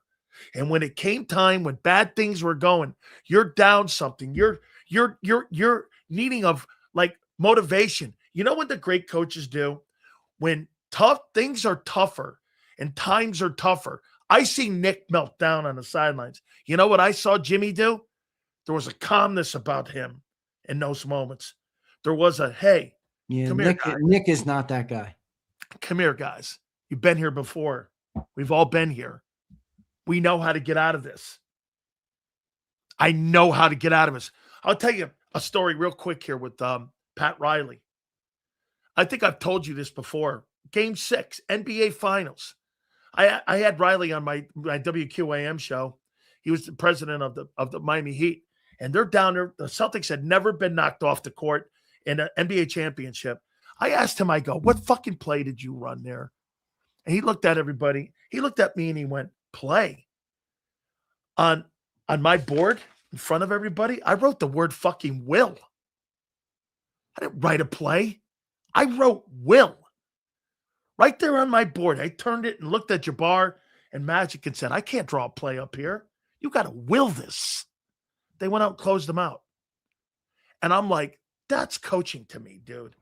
In times of need in San Francisco, when you need answers and not 4 verts Hurts, you can't have that shit, man. You leave championships and wins on the table with that shit. Yeah, I don't disagree with you at all. I don't disagree with you at all. You know, I'd rather you rip me a new one and be real with me than you know, give me the song and the dance and the bullshit and then talk shit behind the back. You know, you're letting the moment escape you. The Eagles are they let 25. Are they right now? That's let my 25. Like, they let 25 flip through their fingers. They were just as good as any of those other teams. Yeah, I mean, again, you're fighting a tough battle though to go and repeat as Super Bowl champions. I mean, we all acknowledge that was a tough battle. Okay, I mean, that's fair. You probably would have been beaten either by the Rams or Seahawks. Surely you would have fucking beat the Niners that were depleted. I don't disagree with that. I think the full body of work last year is the bigger concern than where Okay. they got bounced. After the opening month, yeah, you were 7-7. Yeah, I mean, the opening month was different football too. I mean, Jalen Hurts ran. I'd have to go and look, but it felt to me like Jalen ran a lot more in those first 4 games than he did the rest of the year. He did. I don't know if that's true. I'd have to go and look, but it felt like I might have remember been that Dallas game. but it might have been situationally.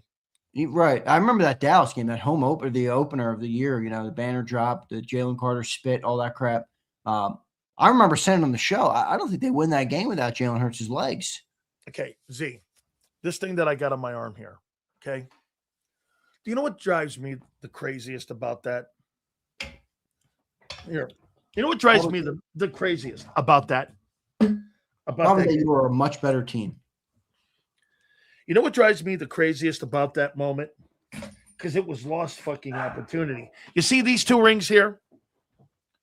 These 2 national championship rings here. Great. Wonderful. I never talk about them. I talk about the loss of opportunity more. Tom Brady talks about his 3 Super Bowl losses more than he talks about his 7 wins. Yeah, it's true. Bro. I think they feel about 22. But that's why I hate the owner's take. The owners got stolen from us. Fuck that. You know what, dude? There's not a month that goes by that I don't think of a lost opportunity. They would have called my team the greatest team in college football history. Everyone was calling, you win this, you beat them, you're going to be the greatest college football team of all time. And probably are. I mean, oh no, we again, well, our backups the following year won the national title. Yeah, right. I mean, that's pretty good. Yeah, well, no, we're compared to like the 2001 and 2000 Hurricane teams. Yeah, but we had a better coaching staff with Jimmy. Anyway, it's more about lost opportunity. I hate, like when Herb Brooks, you're wearing that shirt there. You imagine one thing, dude. You imagine beating the Russians and getting beat in the gold medal. Oh man, I would have killed myself. Yeah, that would have been brutal. You beat the Russians, and then you lose to a lesser Finland, team. Right? They beat Finland in the championship. Remember, they only beat them, I think, like 4-3. Yeah, 4-3. It was a close game. I mean, lost opportunity. Yeah, everyone in here thinks I killed the. No, I think you're in a place right now where, bro, you've gone like this in my time covering. You went like this, and I think you're like this now. And I think you could do this like the Patriots did. The Patriots stopped it and went back up again. Yeah, but the Eagles are going to have to make some drastic changes because this offense. I mean, look, I know people don't want to admit it, but time waits for nobody, and this offense is getting older. Even if everything was perfect right now, that conversation would be relevant. All right. I want to ask you about A.J. Brown for a moment. Not where you think I'm going either. So, first, let me ask you this. Should the Eagles explore trading for a guy like Marvin Harrison Jr.? St. Joe's prep kid. I'm biased to him, but watched him play in high school. I used to go to the Friday night games when he was a little after my time, but I love high school football. The old man's from Philly, from what I understand, too. Yeah, old man's from Philly. That's why he went to St. Joe's prep, the kid, obviously. So I think that'd be a decent option, but I don't think he'd be very happy here. Depends who the quarterback is. Well, yeah, obviously. Okay. Depends what offense they're running, too. Here's where I'm going here. You do agree with me on this, that the A.J. Brown situation, it's going to affect your approach in the draft. And I'm going to tell you how. Okay? I'm getting closer to thinking a wide receiver is possible. Okay. Well, it's going to affect your approach, right? Because get this. If you take a wide receiver in the draft in the first 2 or 3 rounds, don't you lose your leverage with the Patriots? Well, wait, follow me here. You use a first rounder or a second or third on a wideout, how does that not lose a little leverage there going, well, wait, now you got to dump him? I don't see it. I see it a little differently. I think even if let's play hypothetical here. Hypothetically, AJ Brown is back next year. Okay, just think about that. If AJ Brown is back, wouldn't it be pretty easy to make an argument the Eagles should still draft a wide receiver? I.e., take a look right now at the other football team you cover in the mornings. Tampa Bay Buccaneers drafted Emeka Egbuka last year in the first round. He was the third wide receiver on that football team. Now, there was injuries. He got extra time, but they knew the end was coming with Mike Evans. They knew that Chris Godwin, potentially the end is coming with Chris Godwin. They drafted a guy that was a third wide receiver to start the year. Okay. What did they get in return for Mike Evans when he left for 49ers? Yeah, nothing. Okay. You think you're getting a one? Not, I didn't know you do. No, I don't even think you're not getting a one next year. You may not. I don't think we're getting a one this year. I don't think you're getting a 2 next year either. If you trade him next year, well, and they fumble around with that offense, AJ Brown's value right now is no. Wait, let me just explain that real quick. Senor says that's different. Mike Evans is no longer on the team. Senor, that's kind of my point. Like, even if AJ Brown's back this year, how many more years do you think AJ is going to be here? Not one, right? One. Probably max. So it might make sense to draft a wideout this year anyway, even if AJ returns for the season. That's what I'm kind of saying. If you're looking at the next 2 years and you think that there's a kid at that position where you're going to take that, if you're as good as you think you're going to be and you're going to be picking in the late 20s next year, and you think there's a kid this year and you're evaluating a guy next year that's coming into the draft, you might want to drop a kid there in the second round and wide receiver there. I don't disagree. The thing is, I don't love the first round for him. Like, I'm not in love with these first round. I don't think there's a first round receiver after Kid Tate. Maybe the SC kid and the other guy. There's 3 guys, I think. There's a couple. They're solid, but they don't jump off the page to me. No. Remember, though, AJ Brown was a second round pick, too. Yeah, that's right. And they're making receivers in college out of laboratories right now. I mean, they're just spitting those things, spitting them out. Monte Adams was a second rounder, too. Yeah. I mean, like 60% of the NFL wide receivers were not first round picks. You know that, right? Of the star I'm player. hopeful that Tyreek Hill wasn't a first rounder. I'm hopeful that Devontae Smith really takes the step forward here. I have a lot of confidence in the player. I think the offense in some ways has, put a little bit of a cap on him as a player, a hypothetical lid on the player, a proverbial lid, I guess I should say. You think he's lived up to the 10th pick in the draft?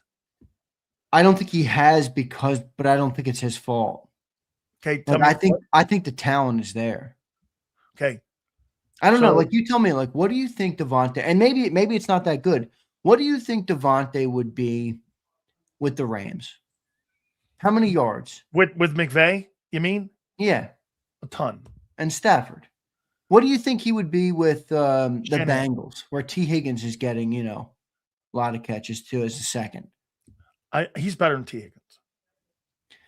I think Devontae Smith is a really freaking good player. I really do. But, my only questions with him have always been, talent is different in the NFL because not all talent translates the same. What I don't like about him, and not him, the player, what I don't like about the Eagles is they've never utilized him more by moving him around, dropping him in the slot. And I think it's got a lot to do with why is that? Because it's the limitations of AJ. Is that true? And the quarterback. I think AJ can't play in the that's how I know Sills is going to word it that way. I think it's just the offense that they run that we've talked about a lot today. That's not an offense that's going to. The NFL profile said that AJ can't play in a slot. Yeah, but even if you kept AJ on the outside, you can move Devontae more. But they don't move guys around a lot because their offense is simplified. You mean the quarterback? Right. This is what we talked. We've talked about this for 20 minutes today, 30 minutes today.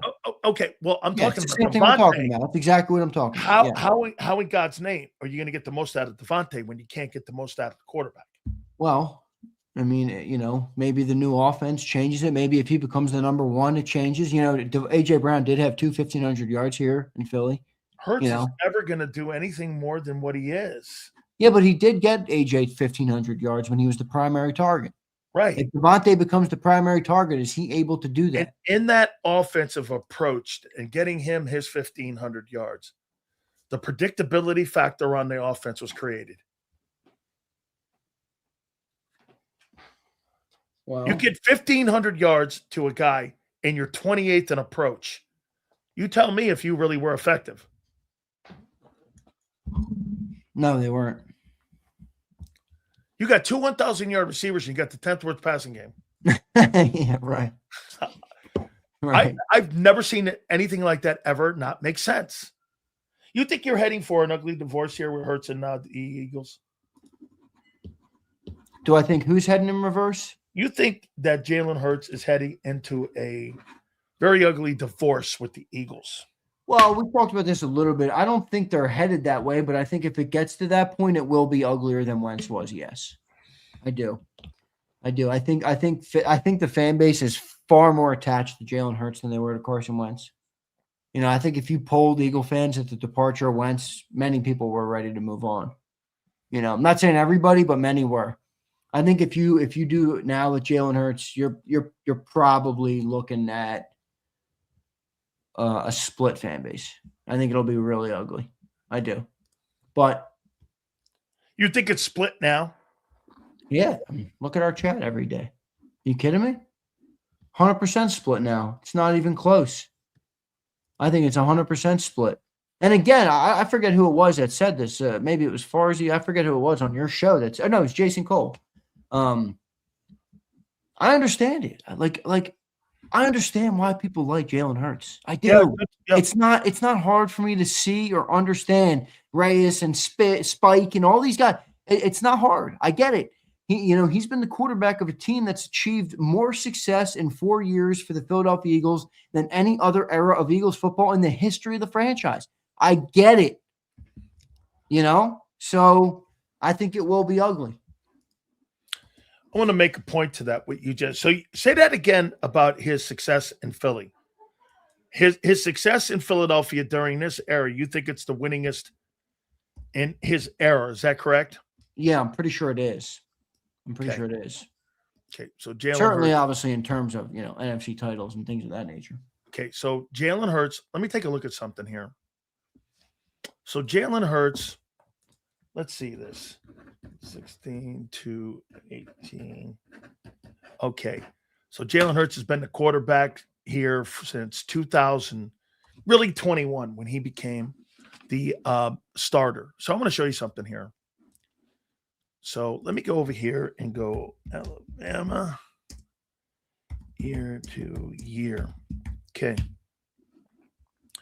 I'm going to show you something here, Z. Go down here. Okay, here we go. So from 2016 to 2000, what is it? 2016 to 2018, Jalen Hurts was on a football team that was 14-1 and won the national championship. Jalen Hurts was on another team that was 13-1. Then Jalen Hurts was on another team that won it that was 14-1. 8, 9, 10, 11. And Jalen Hurts' 3 years at Alabama, he was 41-3 on that football team. One of the greatest eras in college football history. Was that because of Jalen Hurts? Or was that because of the staff? Was that because of the talent that was on that Alabama team? That was everybody. But yeah, it was the staff. I mean, the team was amazing. Okay. Well, isn't that the same thing in Philly? To some extent, yeah. But again, I don't think you remove Hurts from the equation and just assume you had the right. same. Saban did. Yeah. Again, and Saban didn't win another one with Tua. Okay. Okay. He didn't win again until Bryce Young. No, until Mac Jones. Mac Jones. 41-3 though, dude. 3 years there. Yeah. And replaced him and still won a title without him.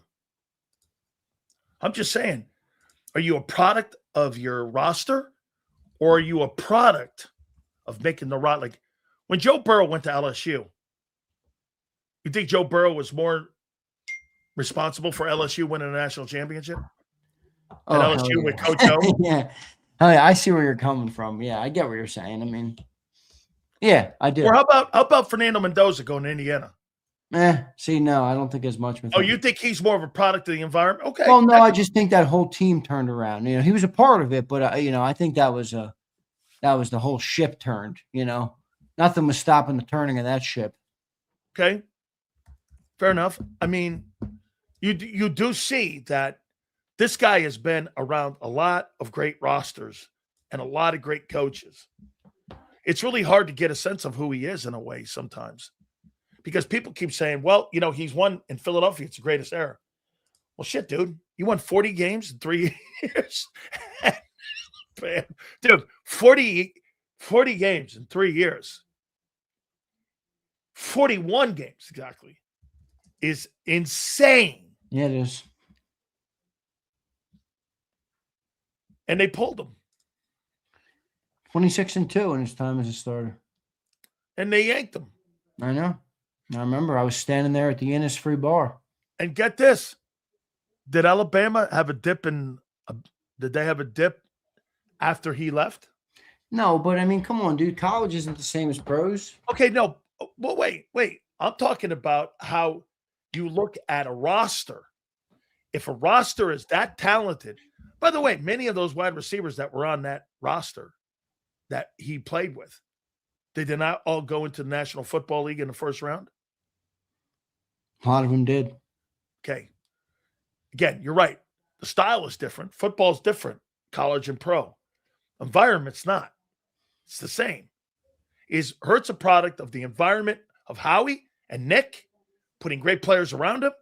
Or is that Hurts carrying those units to greatness like Burrow or any of these other great quarterbacks?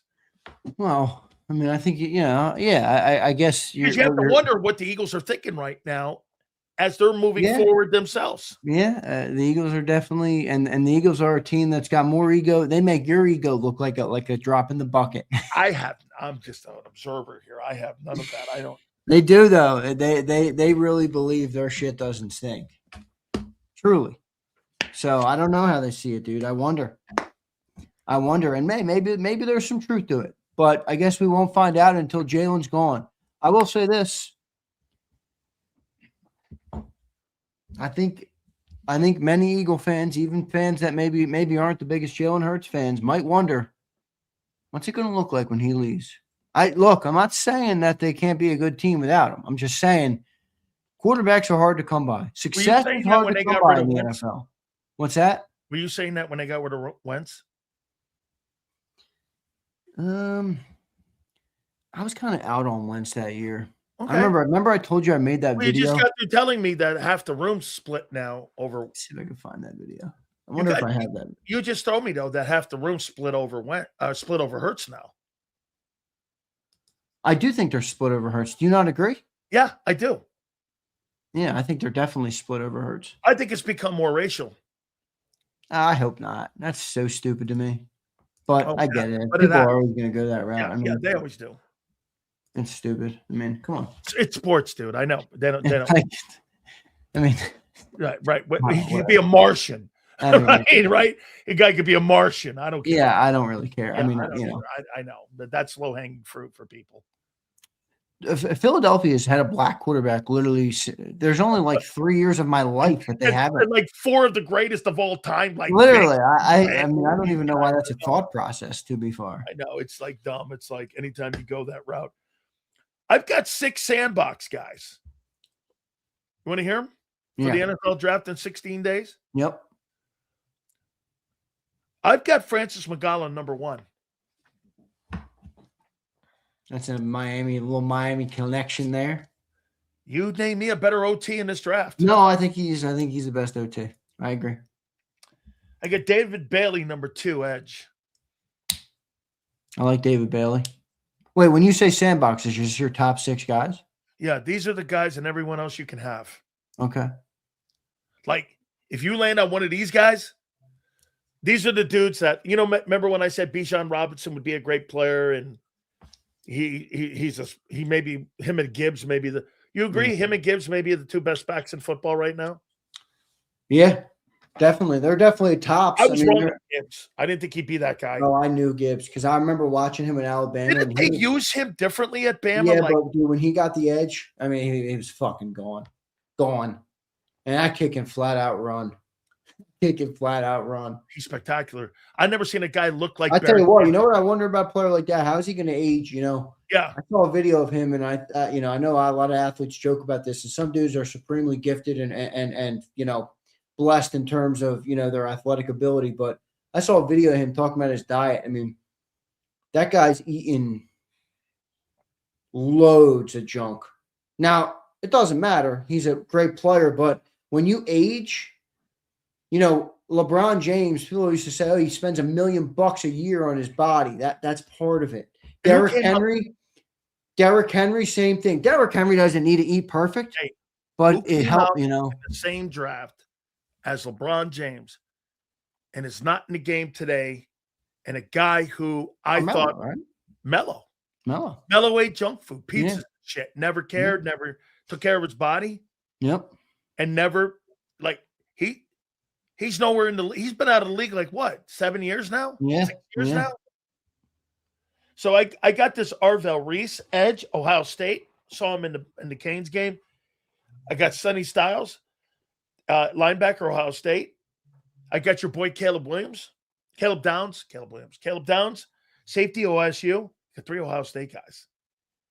And I got Monroe Freeling, offensive tackle, Georgia. Those are my 6 sandbox guys.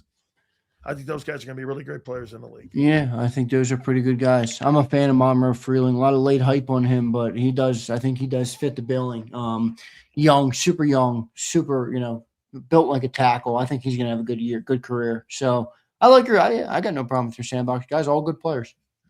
How many guys do you think that are in? Do you think there's game-changing guys in this draft outside of these 6 dudes? Maybe. Yeah, that's where this draft is interesting. Let me pull up. I think I have it open here.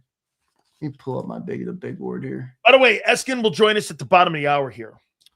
Yeah, you had Arvell Reese in there, right? David Bailey, Jeremiah Love, Francis Mogi. Did you put Sonny Styles in there? Yeah, I got him 4th. Yeah, see, you got them all. I mean, there's some good players. I think Carnell Tate is a good receiver. I like the Mansour Delane player, that corner from LSU. I like Reuben Bain a little more than most still. I like Jermod McCoy, that corner from Tennessee. I think that guy can play. I think that Vega, the Penn State guard, I think he's good player. Yeah,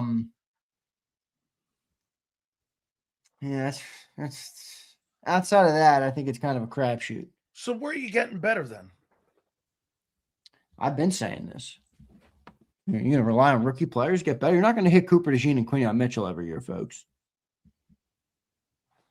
So that's going to be tough to say. Now, Bob's right. The safety from Oregon, Dylan Thieneman or whatever, however you say his name. I agree with him. Yep. He's a great player. Yep. Yeah, you think the criticism these last 2 weeks of Jalen has been over the top, right? No. Bit? No, not really. No. I mean, when you have a $250 million offense, it's the highest paid offense in the history of the National Football League, and you fall short. And this is Philadelphia, dude. I'm not surprised at all, and I don't really think it's overblown. I think they have to live up to expectation. It is what it is. And if people want to just remove the quarterback from that conversation, then they're entitled to do that. But I don't think that's valid or even doesn't even make a lick of sense to me. See, I think you're more in line with Howard Eskin on Nick. I like Nick. He thinks Nick, and he's coming up here in a second. He thinks Nick works around the quarterback. Well, I don't see how anybody could dispute that as false. This is where delusions get in the way of people. Delusions cloud people's thinking. Nick Sirianni, who was a coach and an offensive coordinator with Phillip Rivers, all of a sudden showed up in Philadelphia and forgot what motion was and forgot what under center was and forgot what play action was. Like, dude, that's not what happened. He created an offense for the quarterback. In many ways, he's been right. They've been supremely successful. But that offense comes with a set of limitations that are hard to overcome and are reliant on, we've talked about this, a historic offensive line. So that offensive line's not phenomenal next year. I don't know. Sean Mannion might be doomed to fail, as well as Chris Cooper, the new offensive line coach. So you think Nick wins in spite of Jalen? I'm not going to say that because I think they need each other. I also don't like taking the quarterback out of the equation for a team that's as successful as they've been. I don't think that's a fair way to view it either. I think both of them have benefited from each other. I think Nick's done a good job at creating the offense. I think Jalen's played his role well in moments. I don't think he played it perfect last year. I'm not going to remove Jalen, though, and say they win in spite of him. I don't think that's fair. Big Z, I'll tell you what, man, this is shaping up to be quite a 2026 offseason and beginning of the year in 2026. 16 days from the draft, dude. 16 days from day 16 days until the National Football League's draft. Amazing. Absolutely. And by the way, we may have more clarity on A.J. Brown. I think they're waiting until June 1, though. Well, I'll tell you what, if you draft a wide receiver in the first 3 picks, 1, 2, or 3, you're going to have a little more clarity on where they're going. Yeah, but somebody said, if you look at the cap numbers, everybody's talking post June 1. I understand why. It's still technically the same dead cap hit. It's just spread across 2 years. Correct. Now, I floated this out.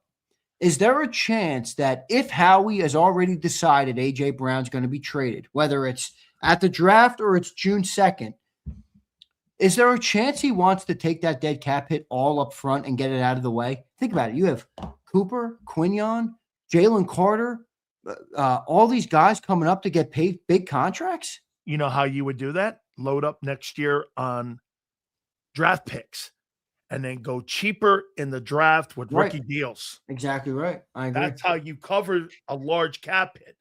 Because remember something, Jalen Hurts, when they signed him to that contract, what happened?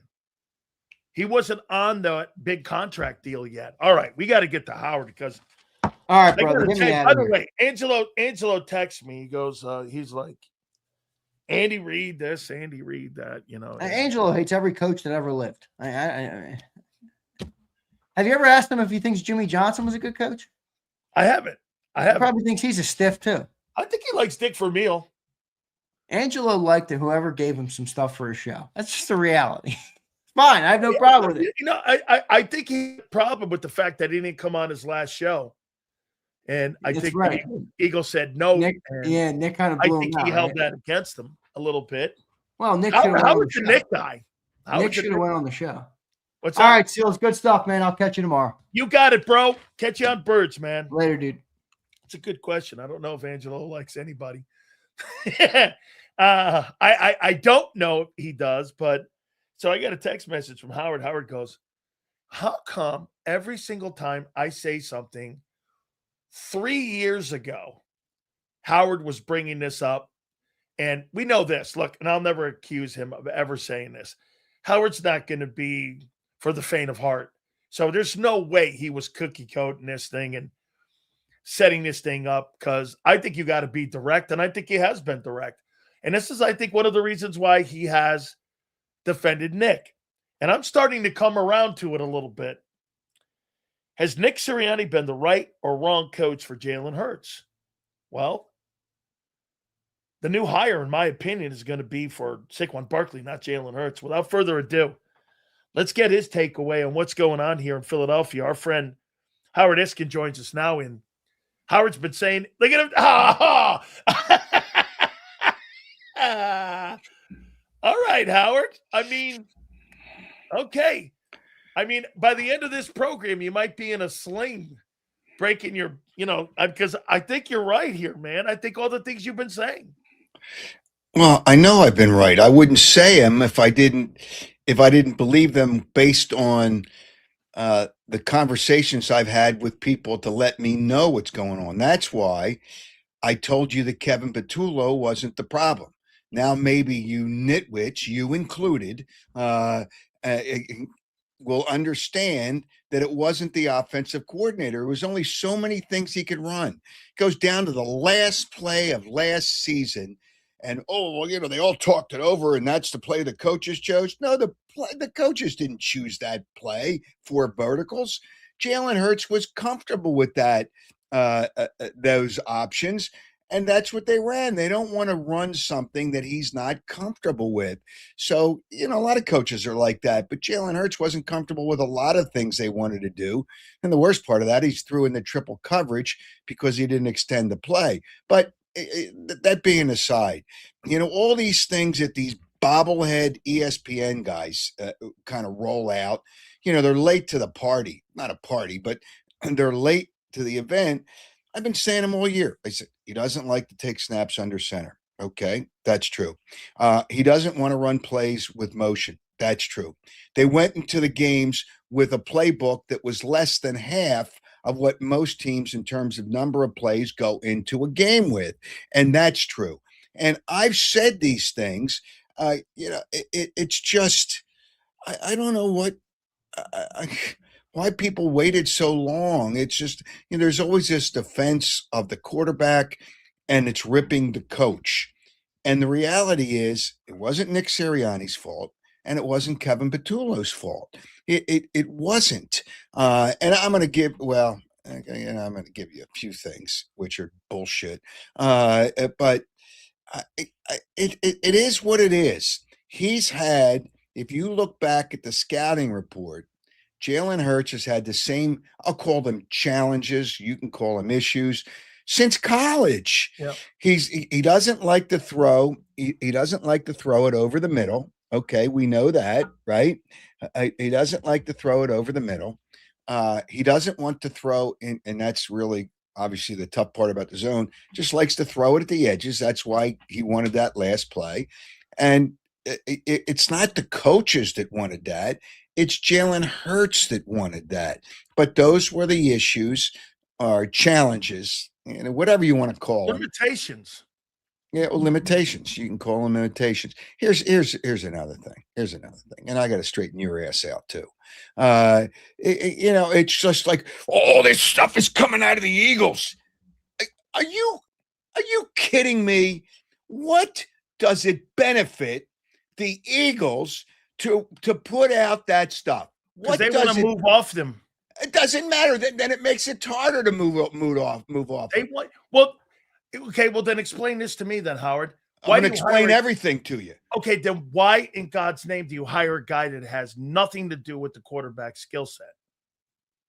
Who are you talking about? Sean Mannion is from Kyle Shanahan and from Sean McVay's system. He is never going to be able to run a system. It was limited. Who wants to come here? No one. In Philadelphia. Okay, so you're limited, and they say, oh, we went through a thorough search and we took the best guy. Are you going to tell me he's better than some of the other offensive coordinators that got hired out there? No. I don't know anything about Sean Mannion other than, and Matt LaFleur said all these nice things about him. Obviously, he's going to say nice things about him. A offensive coordinator, and I'm going to tell you right now that I know everybody said, well, he had success with Shane Steichen. Shane Steichen was not happy with a lot of the things that Jalen Hurts did. Oh, then he had a success with Kellen Moore and they won a Super Bowl. That's because the offensive line was the best in football and the running game was the best in football and the quarterback didn't have to do squat. So Kellen Moore tried to get him to take snaps under center so they could run more play action. First 4 games. When Kellen Moore was here. Yeah, first 4 games, they ran motions, they spread everybody out, and all of a sudden they realized he couldn't do it and he didn't want to do it. They went back to stop. They stopped doing that. Kellen Moore was so happy to get out of here, and he got a head coaching job besides, which is great for him. Kellen Moore is a good coach and a terrific person. So he wanted out too. He buried Brian Johnson. Here's a guy that he knew since high school. Come on now. It's enough already with blaming the coaches. Serriani wins in spite of Jalen Hurts. Wins what? Wins the Super Bowl and wins the amount of games. They're 50-18 in 4 years. Not without that offensive line. Okay. And then that cuts down the success of the running back. And Barkley's a terrific running back. Saquon Barkley's terrific. However, he's had a lot of years in the league. Are you as good when you have, all those offensive plays in your career? can you be as good? He's got to get to the second level. And if he does, then he's terrific. But I don't know that this 650 carries also at Penn State. You got to add on to that too. Yeah, but I don't know that when you look at this team, the offensive line is not as good in any one of the positions on the offensive line going into this season. So is Nick Serriani getting to the? I don't think the Eagles are getting to the Super Bowl. No way. I just first of all, you got to win the division. I think they'll struggle to be 500 this year. I think they'll probably be a little over 500. And 9-8. Okay. I haven't looked at the way the schedule is going to be set up, but I mean, and they're not playing an international game. They got to break with that. They got a first place schedule too, though. Yeah, and Detroit has a last place schedule. Correct. So that record could challenge them too. San Francisco also has a third place schedule because they didn't win the division and they didn't come in second. They were third and they won 12 ball games and they're getting their boys back. I mean, Howard, do you think the criticism? So anyway, just to make this clear. This did not, I know for a fact, this did not come out of the Eagles. And people that say that have no idea because it only hurts their ability if they want to try to move on. And they talk about everybody, whether they're going to trade him or not. They talk about everybody. There's no benefit to downgrading this guy as a player. Okay, well then wait. So Tim McManus and Jeff McClain, who are in that building every single day covering the team, all those guys are in the building, Howard. They're covering the team. And all of a sudden, this just blows out like smoke from the Pope on figuring out who the next Pope is. And there's some smoke screens coming out of NovaCare you're telling me everyone in the building kind of knew all these things. And then 5 years later, this is now all of a sudden coming out article after article. Well, then why didn't it come from? Then why didn't these reporters report it? If everybody knew it, then why didn't they? You just said they were there in the building every day. Philadelphia Media not doing their job? They just obviously didn't have the stories or were reluctant to put it out there. Well, for whatever reason, this didn't come from the Eagles. I'm telling you right now, this did not come from the Eagles. And I kind of think it came from remember, there's a lot of coaches that are gone and they have no loyalty once they're gone. There's a lot of coaches that are gone. So who's to say that it didn't come from someone? Stoutland? What's that? You think it's Stoutland? A disgruntled coach? No. I don't think so. My problem with this whole thing and this conversation. There's more than Stoutland. There was a lot of guys. Listen, but maybe Brian Johnson or these. Okay, I'll slide down that slide there. But you're telling me all of this was known by all of you guys in the past about Hurts? No. I don't think they all knew this.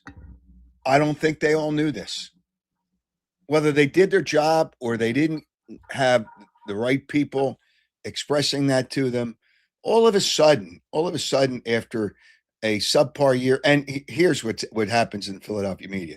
All right, so now you have a certain faction that are running with these things and these reports, and then you have a certain faction that are defending Jalen Hurts because they didn't get the story. So they take sides. Now the Philadelphia media is taking sides. All right, we're going to defend. Hey, Jalen Hurts has went to 2 Super Bowls. I don't give a damn. And he wasn't the MVP in the Super Bowl they won, although they always name the quarterback. He was, voted as the MVP. That's the easy way out, is taking the quarterback. Had a nice game, but without Saquon Barkley, Zach Bond was terrific in that game. Their defense really put him in position to do that. So whatever the case may be. Okay, so he's got an MVP, but so now you have one faction of the media defending him because they didn't put out this story, and the other faction putting out this story. So they're butting heads just because some got it and some didn't. But what took them so long? Yeah, here's my question. When you tune on a game and you watch it, you see the offensive limitations. And here, Howard, here's an example. I've explained it on my show and your show. I got it here. In 2024, as you said, They had such a dynamic running attack. They were number 4 in rushing, or number 2 in rushing, and they were 28th in passing. They're the 4th worst passing I attack. know. It's When unbelievable. last year, you want to hear something crazy? The Philadelphia Eagle offensive line was number 2 in pass protection last year. According to PFF, they were number 2. Whatever you make of that. Why did they up the volume with the passer to try to cover for some of the issues that the run game had? And when they tried to do that, they were limited. How did people not see that? How did they not know that the whole time that the guy runs limited offenses? He never throws to the number 3 wide receiver. I pointed that out for 5. You want to hear this? 28 receptions for the last 5 years come out of the 3 hole. And that means this, with 6 different receivers. Howard, this guy is not who people think he is. He's a caboose in that offense. And he's always been a caboose. You don't really believe that the Eagles are trying to make a statement here? Either come along with us or we're going to move on. Well, what did I tell you? During the year, when you asked me, everybody says, oh, they got to give Jalen Hurts an extension because he's on the last year of a guarantee. I said, no, they're not going to give him an extension. Did I tell you that? Yeah, Didn't you I tell did. you And that? by the way, And it I came said out, that? Jeff McClain said they have no intention of doing that. Well, no. Did I tell you that? Yeah, you did. Months and months ago during the season? You did. Okay. So I'm not shocked by all this. Why would I be shocked? Why would they do that? And they can't, they can do whatever they want. I don't think they can trade him because who wants to take on that? No. And you got to give up. You're going to have to give up a lot more than Jalen Hurts but you got to have a quarterback. You got to have a quarterback. And I just, I said, I got torched. Tanner McKee is not going to be the starter. However, I said he's better fundamentally than Jalen Hurts. And that's true. That doesn't mean he's going to be the starter. No, you got killed for that. And all of a sudden, I know I got people are buried for looking- that. Buried for that. Howard, if you look at it, they look like they're building the offense for that type of skill set. They're building the offense for somebody that can run it. How's that sound? So you're saying Hurts can't run this offense that they're trying to implement? Well, they can't run an offense that they really want to be varied. That's why in the second half it was tough. Look at how many times they had trouble scoring in the second half. You know why? Who was it? Somebody from another team, and I'm not going to say who it is, but I forget which team. Somebody told me from another team, it says, we already knew what they were running in the second half because you see the formation. They've already run it because they don't have enough variety in their playbook going into the game. Because Martindale said that too. Is that right? Okay. Yeah. They don't have enough variety because he's not comfortable with a lot of plays in the playbook, whatever the case may be. So why did these people do it? They want to have the ability to talk to the quarterback. He's very sterile during his news conferences. I don't think he has a lot of conversation. I've noticed that when I've been in there, conversation with people outside of his news conferences. But hey, he's a different kind of guy. You think he's a good teammate? I think he could be a better teammate. So I think he could have been a better and could be a better teammate. Yeah, it's just I don't know that he does a lot with his teammates. You think he's been carried by this organization and Howie with all the great players around him like he was carried at Alabama? Well, they wanted to make it with him. I mean, they put their eggs into his basket. Once they decided he was the guy, they had to try to, make it good for him. So, you ride it out as long as you can. How do you go forward with a guy when you know he's limited, though? Like, to me, I mean, he can't throw a pro offense. He cannot run a pro offense. And yet they've built this is to your point. This is to your point about Nick, though. Hey, Nick built an offense for this guy to run an offense that's less complicated than you run at St. Joe's Prep. Okay? I mean, he built that offense where a high school guy runs. This is like a high school offense.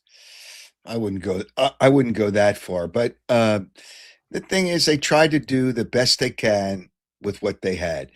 And because they had such an unbelievably talented offensive line, I mean, the running backs that they've had have all had success with this offensive line before Barkley. Yeah. Miles and Miles DeAndre Sanders. Swift, they were Pro Bowlers. Yep. So it's just, and you need that. I told people on my show too, their ideal number of passes for Jalen Hurts was 21 to 23. They didn't want to throw more than that. I'll show you something here, and I wrote this down here. I'm happy. Listen, no, here's to your point. So he had 15 picks in 23, and he had 9 fumbles. He had 24 turnovers in 17 ball games, Howard. To start to your point in 2024 when they won the Super Bowl, this is how he started the season out. He started the season out 35 attempts, 33 attempts, 40 attempts. Then the last game was the Buccaneers. He had 33 attempts. After that game, when they came out of the bye, 18, 22, 20, 19, 14, 16, 21. Nick Serriani took the ball out of his hands. That was their idea, is no more than 21 to 23 passes a game. And when you have a lead, how's that not an indictment on your quarterback? I've never heard somebody say this. Well, it is an indictment. Joe Burrow, throw less. Well, and the response will be, "Hey, we're winning doing it this way." Okay. And so why do we have to do it? Kellen Moore, more about the roster and the team than it is about the Kellen Moore was good with this team. That's because they could just run with that offensive line and Saquon Barkley. And when it got exposed in 25 and the kid couldn't throw him into a win, that's when absolutely everything fell through with the coaching staff. And that's the moves. And this is where we are now, right? Yeah, that's exactly right. I don't think, and again, there's a lot to be done before the season starts. We don't even know what the roster is going to be, but I don't know how much, if the players on that offensive line don't get healthier, I don't know how they can do it. You think they're heading for an ugly divorce between Jalen Hurts and the Eagles? I don't think he'll be here after next year. Think about that. You got to find a way. Well, it depends on the season, and I'm not anticipating a Super Bowl season. If they don't get to the Super Bowl and they lose after 1 or 2 games in the playoffs, then I think they try to find a way to. I don't know how they're going to do it. They got to find a quarterback. Zander, that's the soundbite of the year. You hear what he said? He won't be here next year. I want that posted. Well, after next year. I agree with you. Yeah, after next year. Yeah, after the 26th season, when they go and start talking, because here's something else that Nicole. Here's what they got to figure out: who's their next quarterback. That's the tough part. Well, here, Howard. Here's what I heard from Drew Rosenhaus. You and your sound bites. Here's what Drew Rosenhaus. Ready? Yeah. Drew Rosenhaus said that the word, because obviously he was dealing with Jalen Phillips and he was dealing with Jalen Carter and that contract extension, is that Nicole Lynn, his agent, was told they went and tried to get a contract extension, and the Eagles said, absolutely no way. And so all of a sudden these stories start pouring out. That's why it makes me think, hey, man, this is more about the agent coming in and asking for a new contract. Who's pouring out? I don't understand what you're saying. The stories about this guy's not coachable, that he better come along, that the owner's involved in it. Jeff McClain's got these but it's after. You got to understand, this is after a bad year, and there's a lot of coaches that are gone. But 23 was a bad year. I didn't hear all this about the quarterback. Well, it's still early in his career. Okay. Technically, it was still early in his career. So listen, I'm willing to give the guy time, give guy time. But, there's a point where, he's 6 or 7 years, 7 years in the pros.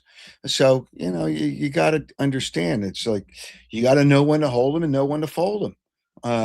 And they've got to figure it out. This is the biggest challenge, is who is your quarterback in 2027? Who do you think the owner of the team has more faith in moving forward with, Nick or Hurts? There's no question it's Nick. No question. Why wouldn't he? Why wouldn't he have one? I'm starting to agree with you. You know, it's just if you say Jalen Hurts is one, what is the head coach done from day one when everybody wanted to get him fired? You think Nick's a better coach than Doug? I think they're comparable because they got the players to play. Now, it was a different makeup of players. Doug had players that had the best chemistry I've ever seen in an Eagles locker room in all the years I've covered them. Best chemistry, and a lot more veterans too. So, and that really helps. So it's who you have, how you get them to play for you, and Doug got them to play, and Doug got them to believe that they can win, and that's what you have to do when you have the backup quarterback.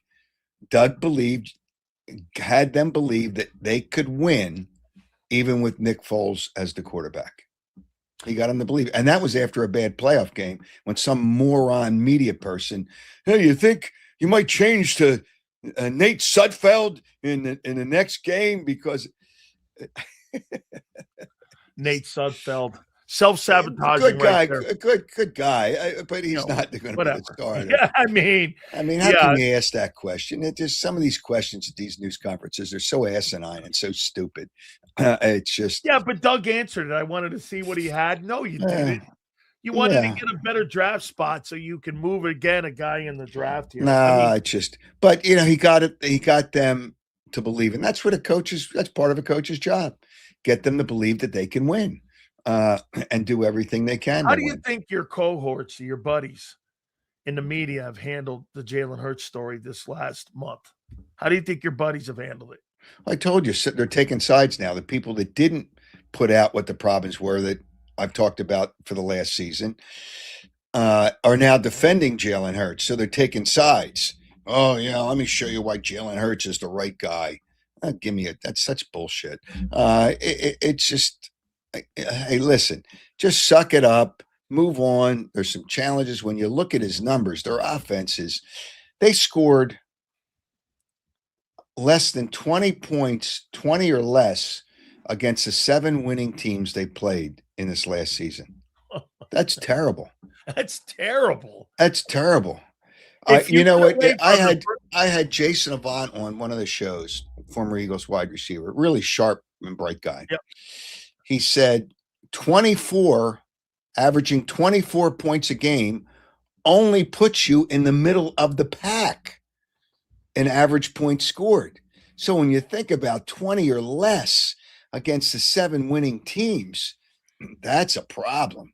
That is a problem. So, hey, listen, they have got to figure it out. And I'm not going to totally blame them. When you win, when you have winning for all those years, it's happened to Kansas City, and now they're trying to climb back into it. And I think they're going to have to deal with another year. They're not going to be the same team. When you have all that, you lose players because you can't fit them into the cap. And some of your young players haven't developed the way you thought they would. It's tough. You have a down cycle. Now, the Eagles will always tell you, we never try to rebuild. I think they use refurbish. Retool. Retool. Yeah, right. Retool is the word that they use. And that's great. And, and that's what every team should try to do. But sometimes that's just not possible. Hey, to your point, Kellen Moore scored 26 points less with the Saints this year than the Eagle offense did, and they won the division. Think about that. 26 points less. Wow. With Tyler Shuck as their quarterback. And how many wins did those guys have this year? What, 6? 5 or 6? The Saints had 6 wins. Yeah.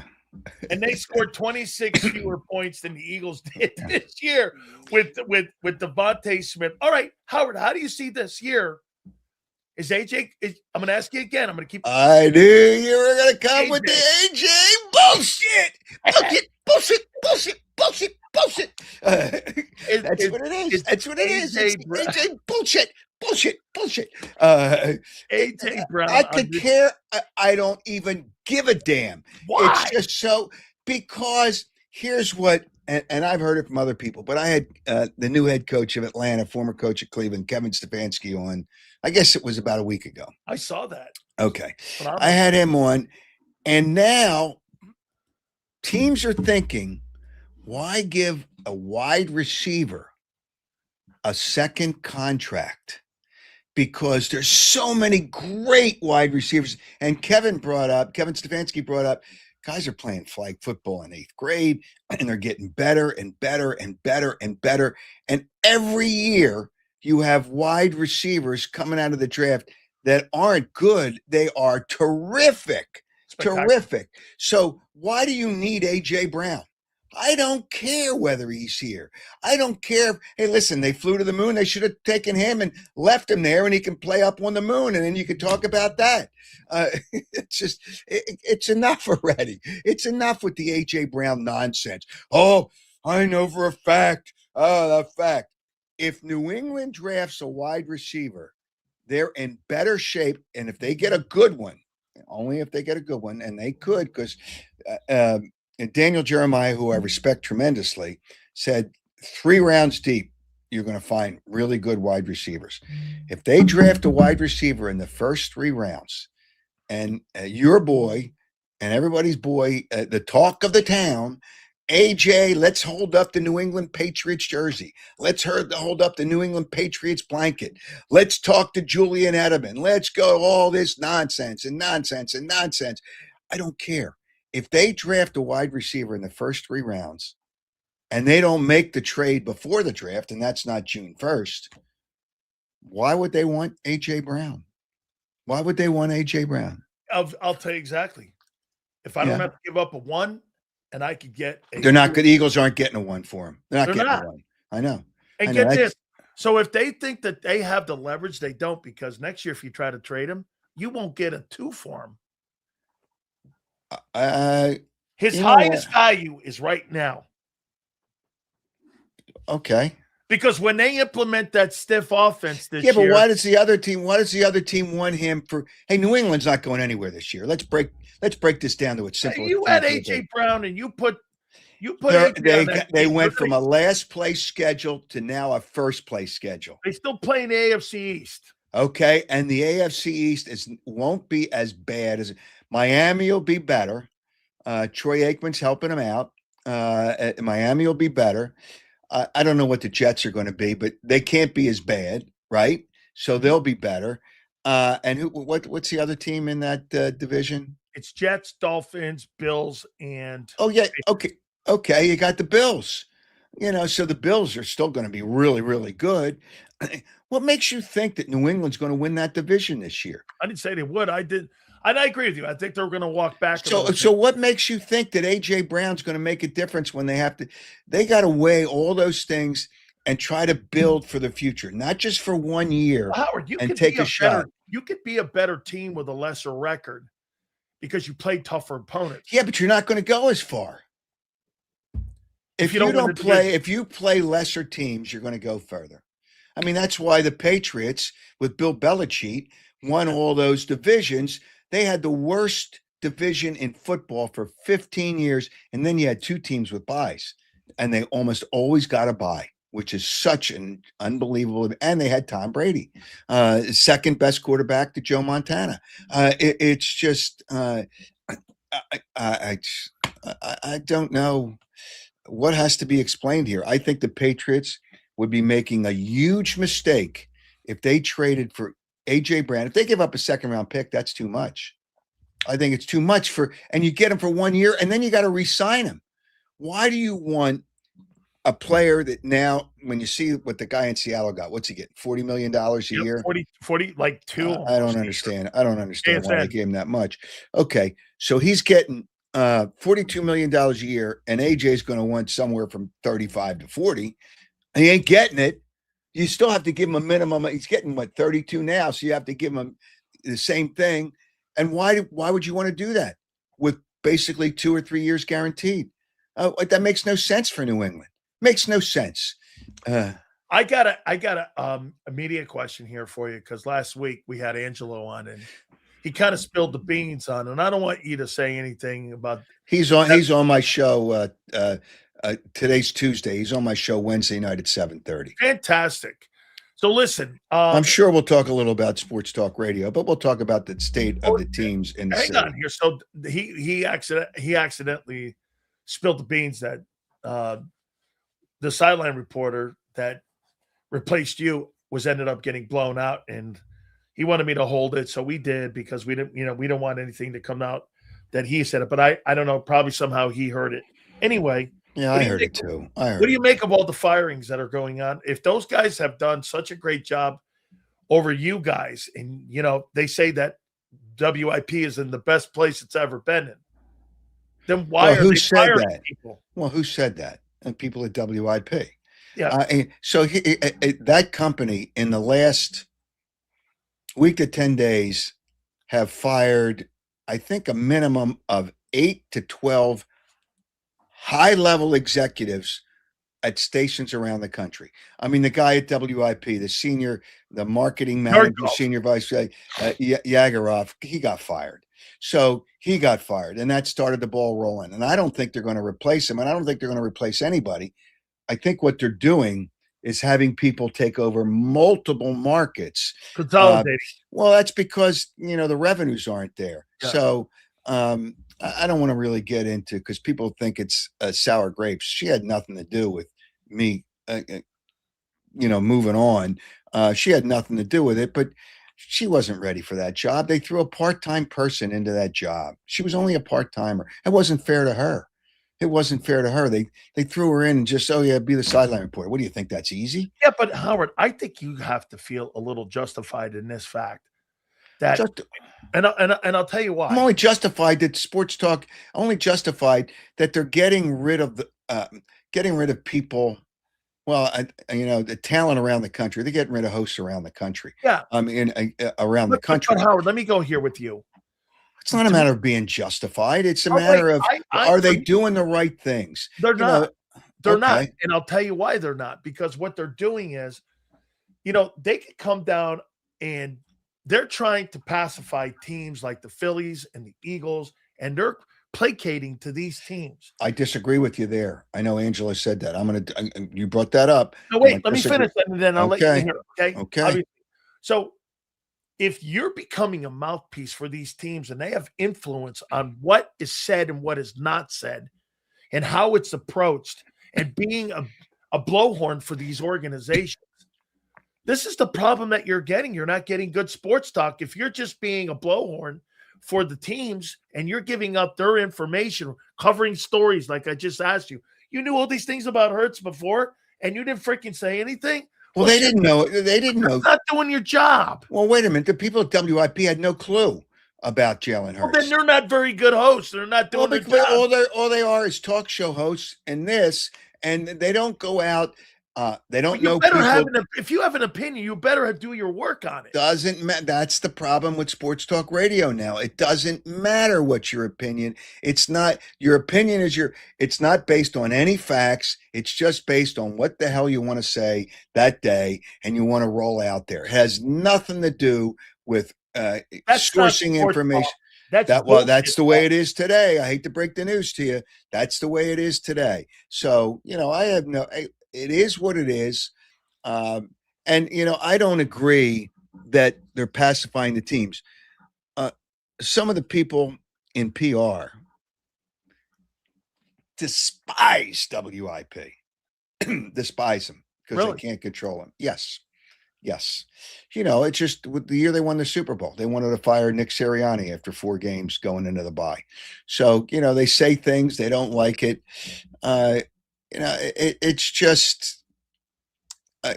just different now. Do they still have opinions about teams? Yeah, but they don't have any real information to understand what's right and what's just, as Dick Vermeil said about me when he didn't understand me at the beginning, they're just talking out their ass. That's what they're doing. They're just talking out of their ass. And that's what they do. and it doesn't matter anymore. It's just put it on the air and just let it roll. That's what it is. Entertaining radio. Well, dude. I get it. I get it. And that's why the business, podcasts have kind of taken over a lot of the world and a lot of the listeners. But that's just the way it is. It's not about young people and older people. It's about people that do their job. I can't say it's the right way, it's the wrong way, the best way. And they don't do the job the best way. And that's really what it's coming. It has nothing to do with my age or their age. No, Hey, listen, there's approach. people on that station. It's approach. They're not young people. It's they're approach. not.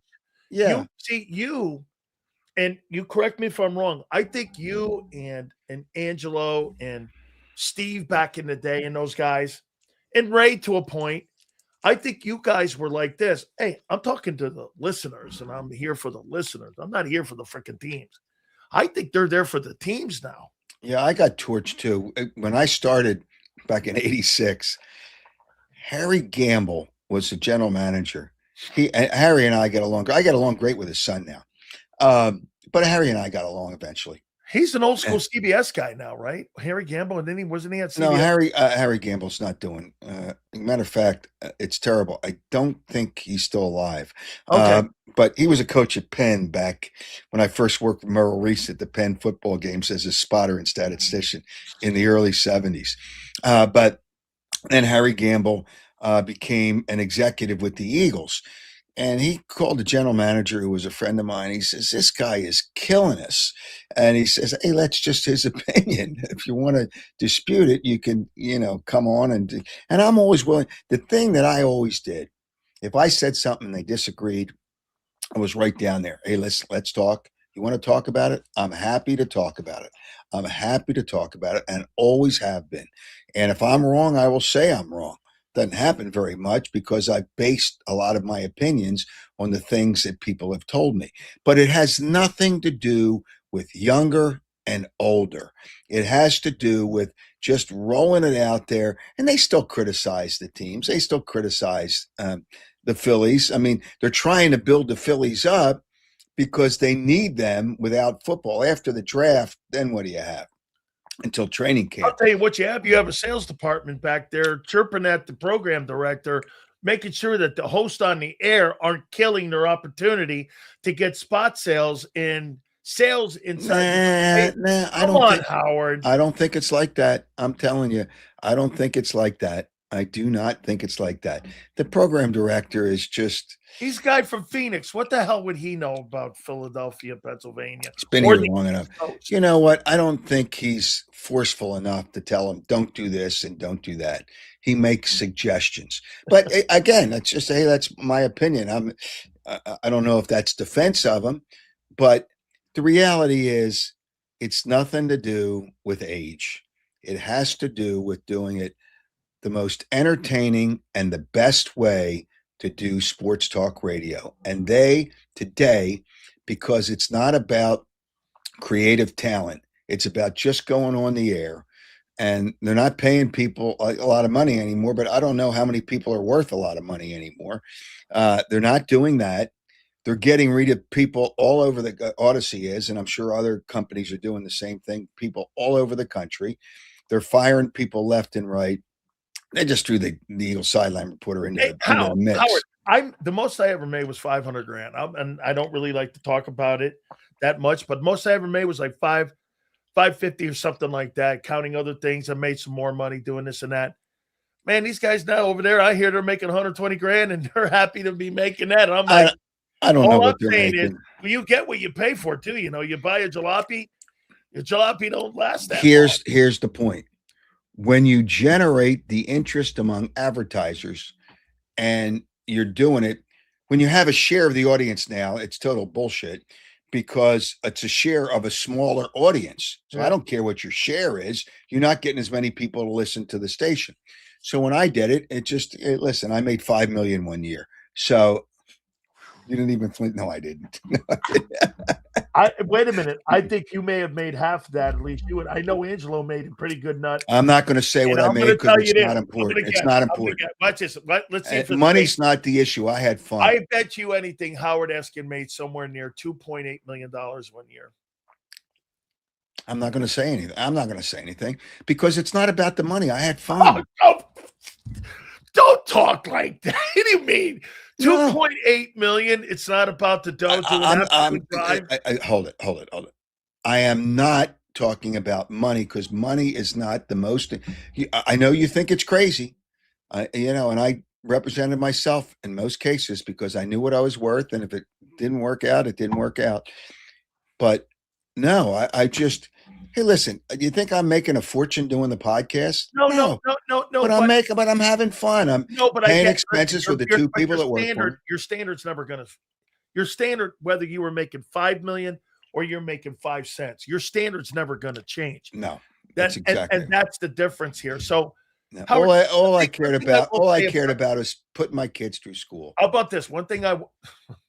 What are you laughing about? Well, because you had a guy that's making $5 million. It ain't just about. I didn't have at me about. I was facetious. I was okay. I think 2.8 in there. I think that you and Angelo. I'm not going to talk about. All right. Well, wait. Okay. So one thing I will say is, and I've talked to Rhea. I've talked to a whole bunch of folks over there. Don't you find it insulting that every time they talk about WIP and the greatness of WIP, they skirt over your name? I think it's petty on their part. They bring up Angelo, but they don't bring. And I'm like, whoa! I don't know that they're happy. They bring you up. Wait, they bring Angelo up, but to me, Angelo brings you up and says, "IP's not where it is if it's not for without Howard." me." It the start of it didn't happen. No, but whatever. Hey, listen, there was people there along the way. It's petty. Among the guy that's, says he's retiring, but he got fired, David Yageroff, it's petty to kind of ignore the fact that they didn't even want to celebrate my 35th anniversary. How can you forget your history? Your history is part of who you are. And that's what made you who you are today. It's sad. It's sad because they all think it's them, and it wasn't them. Hey, listen, they had a lot of great years. Those years are over, revenue wise and financially, and the quality is not as good. Not everybody on the station. Would you ever go back and do a weekend show for them if they had? I'm not even going to answer that question. Why?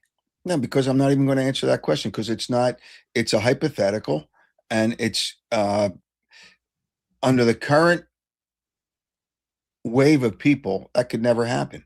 How about 97.5? No, I'm not going to talk about. I'm not going to talk about where I would, or it's a hypothetical question. It's impossible to answer because that hasn't. There's a reason why, Howard, people like to watch movies that make them feel good, and also people like you and Angelo.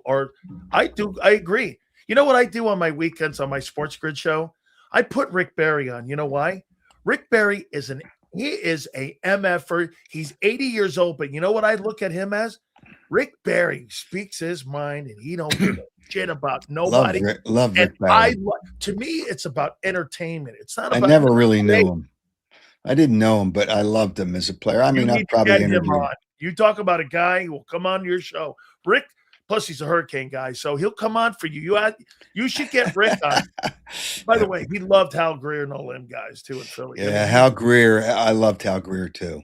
Got to know him. He loved all them guys. So Howard, you got to feel vindicated about all this Hurts stuff. Now, here's the thing. It's not about vindication. It's about doing the right thing. And I did the right thing. I had the info. I shared the information. People torched me. And if that's what they want to do, that's what, I'm just going to do what I do. I mean, I can't say it any other way. Vindicated. I mean, Craig Carton. I love Craig. I love Craig. Craig's I know. He says, "Oh, Howard Eskin is taking a victory lap." I'm not taking a victory lap. I'm not taking a He victory texted me lap. that too. He goes, I saw you getting Howard on.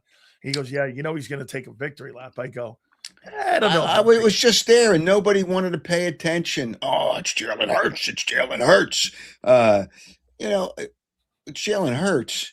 Where does if you had to rank the quarterbacks for the Eagles, Donovan McNabb's number one. Correct.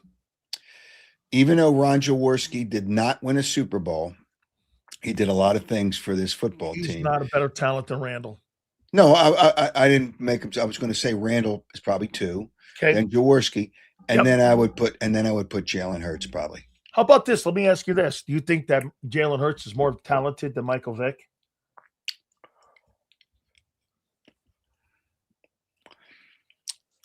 Michael Vick was. I get along with Michael, but Michael Vick is electric. Yeah, but he was a one-trick pony. Okay. Well, what's Hurts? He's becoming a one-trick pony. Yeah, but I wouldn't put Vic ahead of him.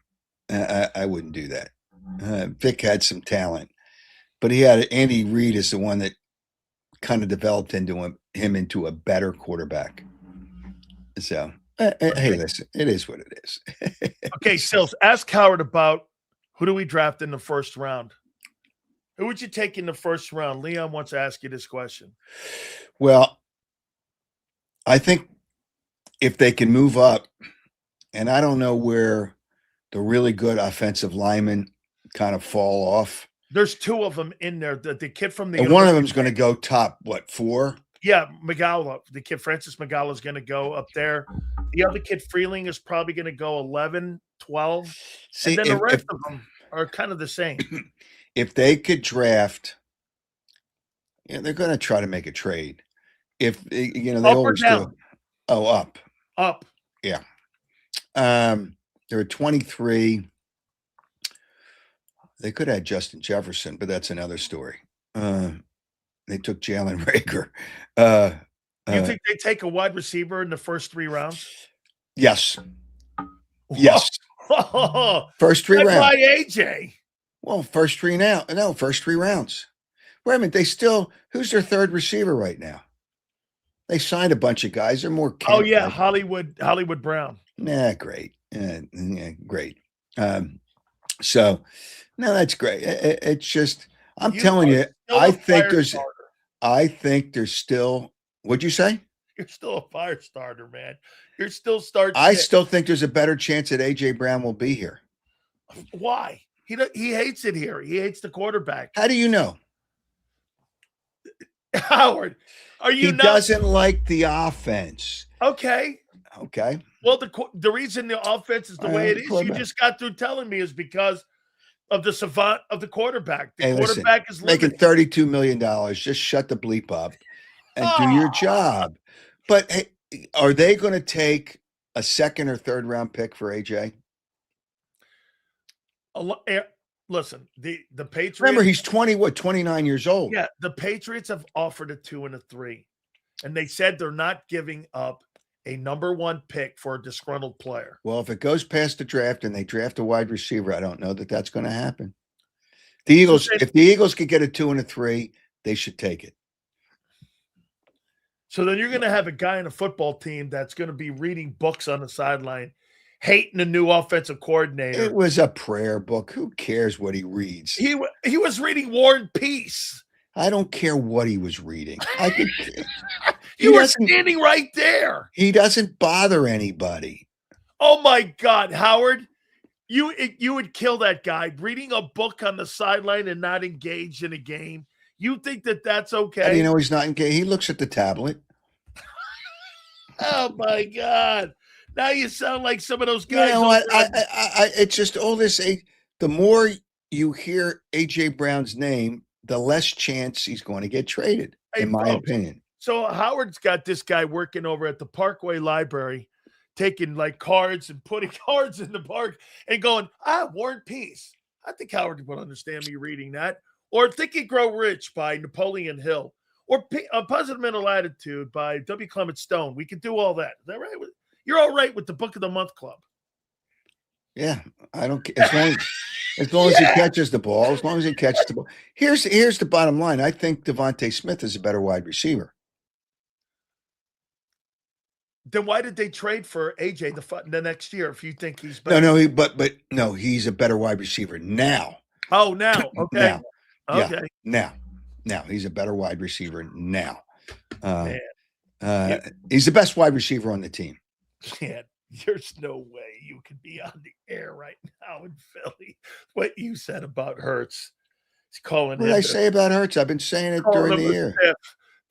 I didn't call him a stiff. You don't put words in my mouth. I didn't call him a stiff. He's a good quarterback. That's what he is. He's a good quarterback. Hey, the most exciting team in town right now are the Flyers. So they are. What do you make of that finally, huh? I know. I'm rooting for him to make the playoffs. What about your boy? You worked with all them years, man. He's running the whole thing there. Daniel Briere doing all that. Danny Briere, I've known them all. I've known Rick Tocchet and Danny Briere and Keith Jones, but they've done a really good job. Keith is good people, man. Yeah, great guy. And he's they need another scorer, but they're playing their ass off and they're good. I've said this before. They'll win a championship in this town. The next team to win a championship. I don't think it's anytime soon. It's in the next 2 or 3 years. I don't think what team in this town is going to win a championship in the next 2 to 3 years. It ain't going to be the Sixers. No, they stink. Okay. It won't be the Eagles. And I don't believe it'll be the Phillies. So no, I think their window's kind of passed them by. Yeah. I'll say this to you about the Flyers. Howard, let me ask you this about that team in the past there too, because I talked to Bobby years and years ago about this. Were they in love with that Flyers team that won those back-to-back championships, or were they in love with hockey in Philly? Do you think it was more about I think the team creates the love. Okay. It's kind of a cult following. And Philly really involved? Do they love hockey? There's not as many people that love hockey that love football 1, probably baseball 2, and basketball 3. There was a time when basketball was right behind the Eagles, but those days are so long gone. They are such a memory. Barkley years or Dr. J years? Well, kind of both. Dr. J years, they won a championship. Remember when the Dr. J won the championship, they had Moses, better center than Joel, bubble wrap Embiid. You got to put him in bubble wrap, and he's whining little whatever. Yeah. So Moses was better than Embiid. You had Mo Cheeks, terrific guard, ran the position the way it's just.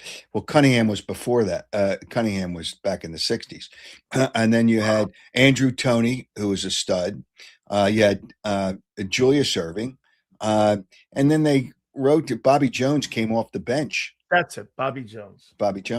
Yeah, so, boy, Moses was supposed to go to Maryland, and my freshman year, I went to University of Maryland before I went to Miami, and I got a chance to interview him. He was supposed to go to the University of Miami, then he went to the ABA, and he went to the Colonels, and then he ended up, going into the ABA and became, man, that 83 year. People forget too that 80 team. You guys had the Lakers on the ropes and you lost the game 6 and 7, or you lost game 6. You lost 5 and 6. Yeah. Because that's when Kareem got injured and the Lakers came back and won 5 and 6. Yeah. Magic was there and they had some really good players. Yeah. It was Magic's rookie year that you guys were I think you were in the finals 80 and 83. Yeah. You won it in 83. Yeah. And if I'm not mistaken, you guys only lost 1 playoff game that year. Yeah, as Moses said, 5-4. What's it? 5-5-4. 4-5-4. Yeah. 1 yeah. loss. And I think they went 16-1. Well, Howard Eskin, I'll tell you what, you still light the can on fire, bro. I mean, whether it's the media, whether it's you know what? Good for you. It's just I just express myself based you're still on the dude, man. It shows you, in my opinion, you're still the guy.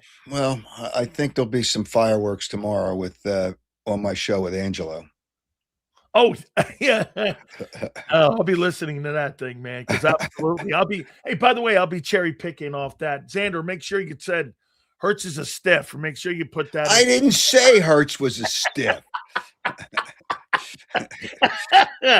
Howard, anything? Hey, by the way, Z, help me out here because he wants to know. He wants to make sure that Angelo doesn't have feedback. Make sure you. Oh, tell him. I talked to Zander. Okay, good. Yeah, okay, we've communicated. Good. Okay, so he helped you figure that out. Good. All right. Yeah. All right, my friend. Thank you very much. I absolutely love when you come. You know on, what? man. It's a lot of fun. Just get it right. Just get it right. Oh, I got it right. I know the guys are stiff. I know yeah. I didn't say that. I didn't say that. Howard, I'll see you. Thank you, my friend. Got it. He gave me this. He done. He just flicked me off like that. He done. All right. Oh my God. Do you know, really get this? I was supposed to take over for that show right after, not his show, but right after Angelo, because this Andy Bloom dude flew me in. They interviewed me. I was supposed to do the show right after. Can you imagine me on that lineup with these two guys? I probably would have got my ass kicked. Okay, between Angelo and this guy sitting in the middle. That would have been a working experience, to say the least. All right, guys, do me a favor. Make sure you check out my great friends at Morgan & Morgan, the #1 injury law firm in all of America for a reason. It is because they win. Pennsylvania, the family was initially offered $650K. They ended up getting nearly $30 million in settlement. Or how about the family in Florida? The family in Florida got $350K offered. They ended up getting nearly $12 million. Easiest decision you'll ever make in your life. Do me a favor and go to forthepeople.com/big sales or pound law 529. That's forthepeople.com/big sales or pound law 529. And do me a favor. You tell them Big Sales sent you. There's a reason Detective Johnson is the gossip king. Oh, did you hear? Jackie and Tom are getting a divorce? Sad. Well, I heard that Ashley Had work done on her face? Yeah, oof. Just like there's a reason Morgan & Morgan is America's largest injury law firm. Injured? With over $25 billion recovered for our clients, there's a reason to go big. Bathroom? Okay. Morgan & Morgan, America's largest injury law firm. Oh, okay. Ignite your nights with free live entertainment daily, only at Live Casino and Hotel Philadelphia's Center Bar. 7 days a week, enjoy some of the region's top party bands, performers, and DJs as they take the stage in the heart of the casino action. Great cocktails, live music, and lively moments. It's all happening at Center Bar at Live Casino and Hotel Philadelphia. Visit livecasinophilly.com for more details and the complete list of upcoming events. Must be 21 or older. Gambling problem? Call 1-800-GAMBLER. This is Eric. When he got injured in a car accident, he called Morgan & Morgan. He not only gets a lawyer, he gets trial lawyers like Sam and Jessica, who are in it to win it. He gets his own investigators with briefcases, leather ones. And if you ever have questions, our customer service folks keep things rolling. Injured? We're your army. Morgan & Morgan, America's largest injury law firm. Welcome to the Jet Setters and the High Rollers, to the Shot Takers and the Tastemakers. Welcome to the Viewfinders, the Thrill Seekers, and the Night Owls. Welcome to everything you could possibly want on one 5-mile island. Welcome to the Wildwoods. Book your stay today. In our hometown, we all look out for each other. We go the extra mile to lend a helping hand. We step up to keep our communities going strong. And at Independence Blue Cross, we're here to keep you going strong. We've been deeply rooted in our communities for more than 85 years. And that connection to members has earned us our spot as the #1 health insurer in the region. So while you look out for your neighbors, know IBX is always looking out for you.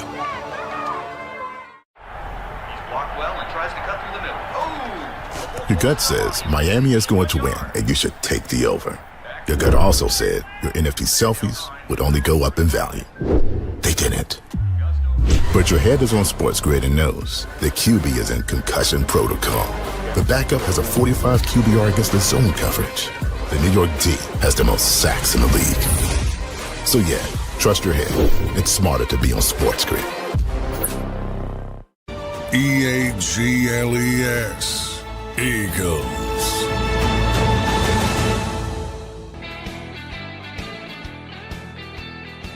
This is where I disagree with Howard. I think the Eagles they leaked all that information.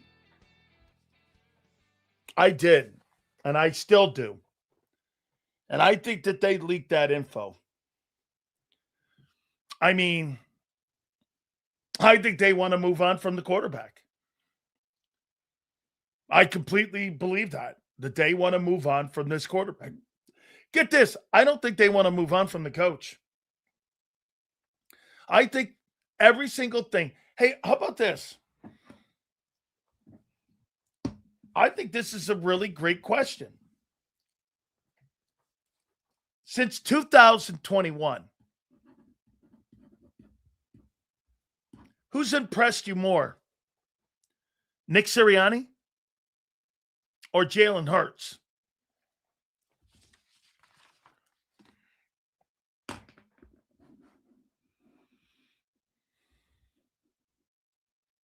Who's impressed you more? Take a look at this.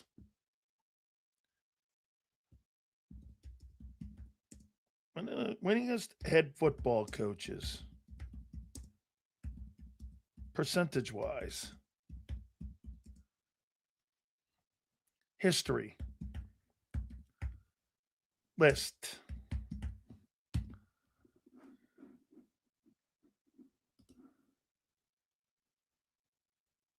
Okay. So here.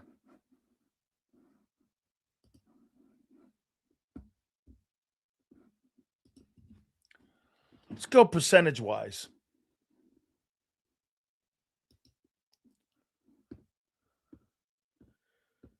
Here are the winningest coaches in NFL history.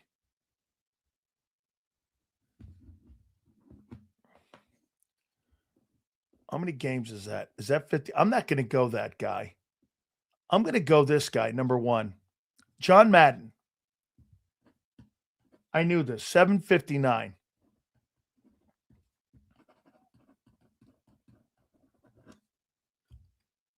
Vince Lombardi, number two, at 738.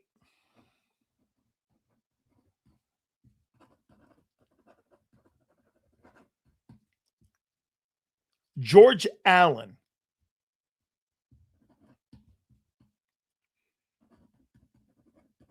George Allen at 712.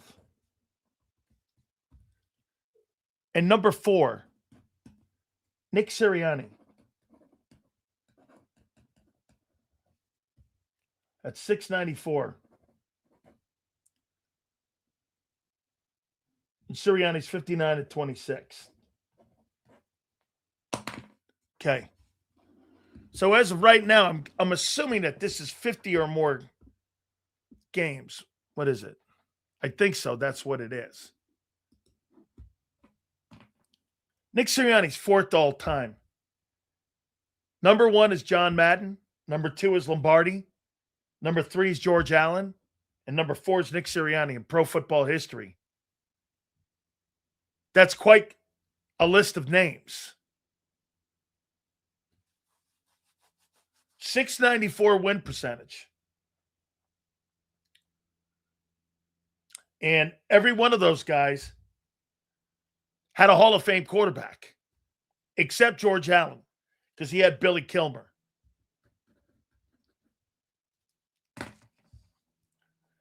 And probably Sirianni, because Hurts is not a Hall of Fame player. So, I mean, who you been more impressed with since 2021? Jalen, boy, I tell you, I'm talking myself into this because Hurts doesn't impress me. Then again, Nick doesn't either. But 694 does. I mean, 694 does.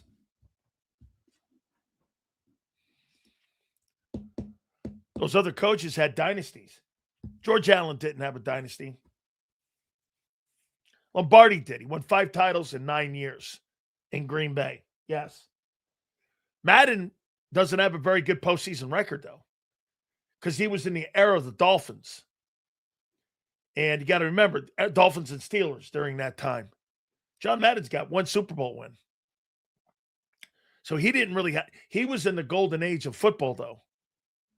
Remember, in the AFC, he's coaching against guys like Eric Coryell. He's coaching against Don Shula, and he's coaching against Chuck Noll. They're great coaches in the AFC. And teams couldn't move, players couldn't move, So, I mean, well, here's what I do. I'm not saying that I disagree with those guys, but I do look at both sides. I think Don Shula is at, let's see where Shula is on that list.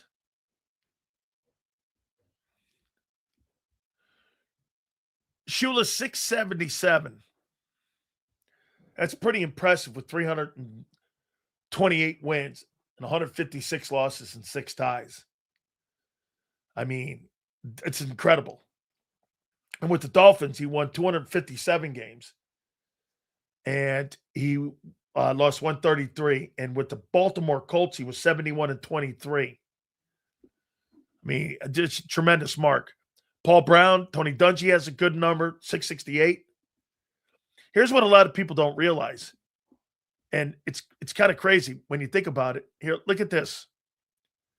Chuck Noll has a 566 win percentage. And he won 4 Super Bowls.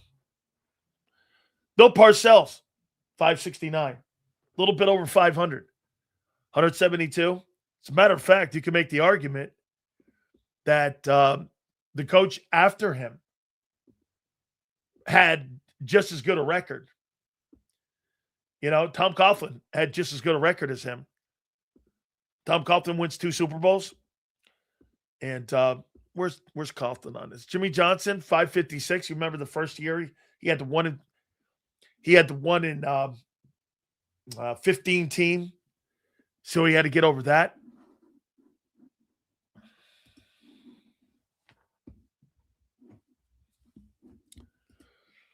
Shula Steakhouse is one of my greatest sponsors in my life.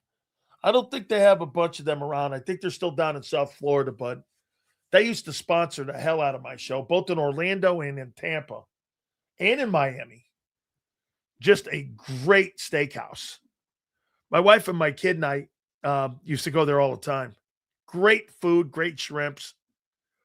I still think it's around, but it's not like it was in the past. I think it's only down in South Florida. I don't know if they've got them in other places, but Giants were never the same after Carlton left. Actually, they were never the same after Jerry Reese and Tom Coughlin left. Schoen needs to be fired. How can he? Dude, I agree with you. I don't think he's a very good general manager. Blame Jerry Reese for those bad Giant teams. Couldn't draft for shit. Tom wanted out. Yeah. I thought Jerry Reese did a decent job with him, though. The guy that really was the great GM in there was George Young. He was a heck of a...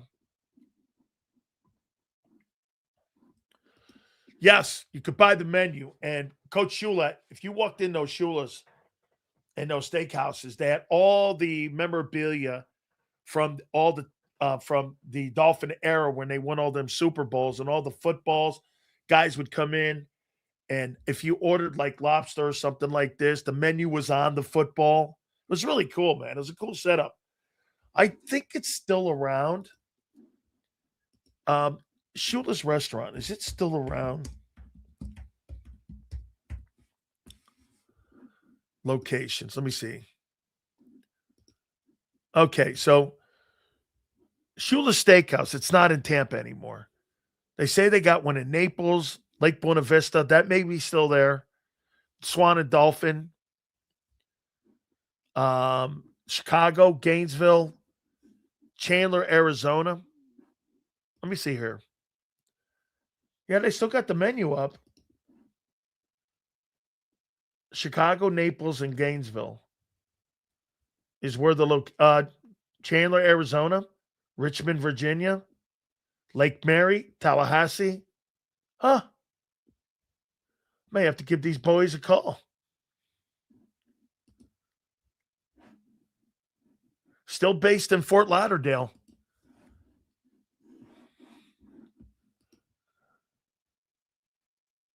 Huh. I'm going to have to give these guys a call. These guys were just tremendous. Yeah, the locations. Chicago, Naples, Gainesville.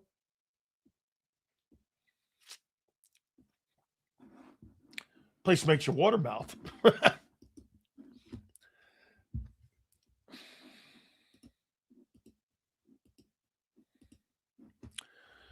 We give wins to both coaches and quarterbacks.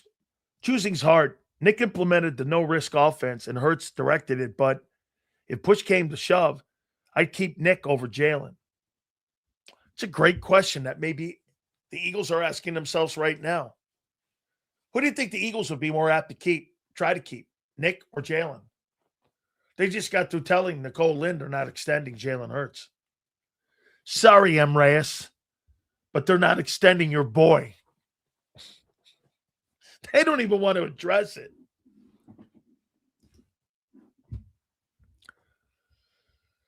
Where's Nick's job not on the line during the bye week of 24? Do you think he would have stuck with Kellen's scheme? No. Because Nick values his job more than Jalen. No, I don't. No, I do not.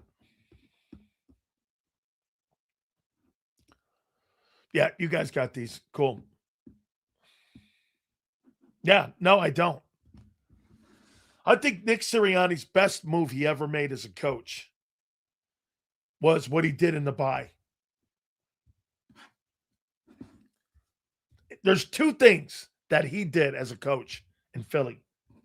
Giving up the play calling his first year to Shane, and him going to Barkley in 24. Those are the best two decisions Sirianni's made as a head coach. First year he got the job, the team was going nowhere. The offense was struggling. I think they were like 2-3 or something. And then he decided to get the play calling up to Shane. That turned it around. That kind of put Hurts on the right path with his abilities. Then when Nick went with Barkley instead of Hurts in 24, because let's face it, if he doesn't decide to hang his hat on Barkley, they don't win the Super Bowl. If they had stuck with Jalen Hurts in 2024, they wouldn't have won the Super Bowl.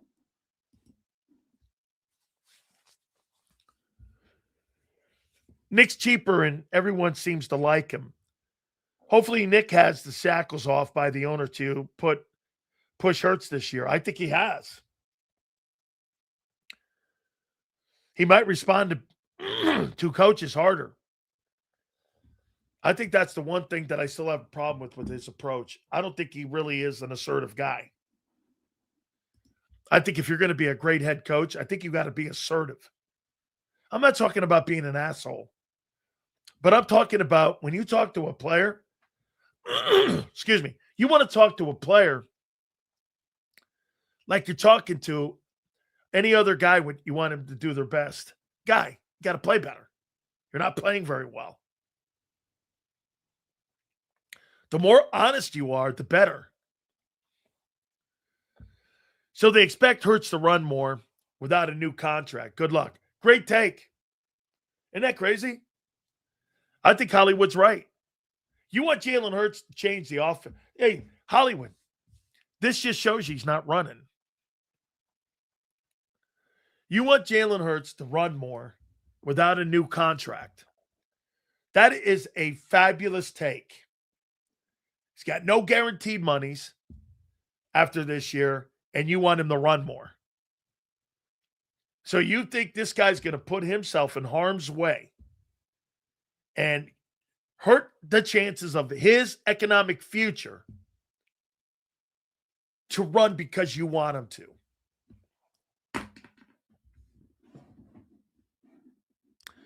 That's a fabulous take.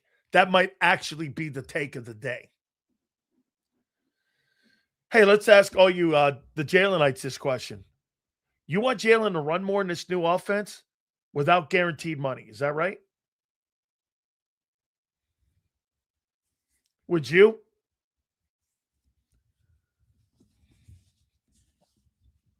Would you? Would you run more knowing full well you don't have any guarantees coming up?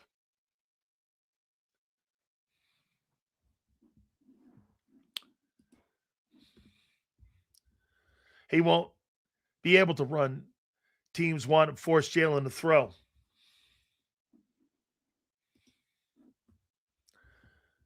I think he's done regardless.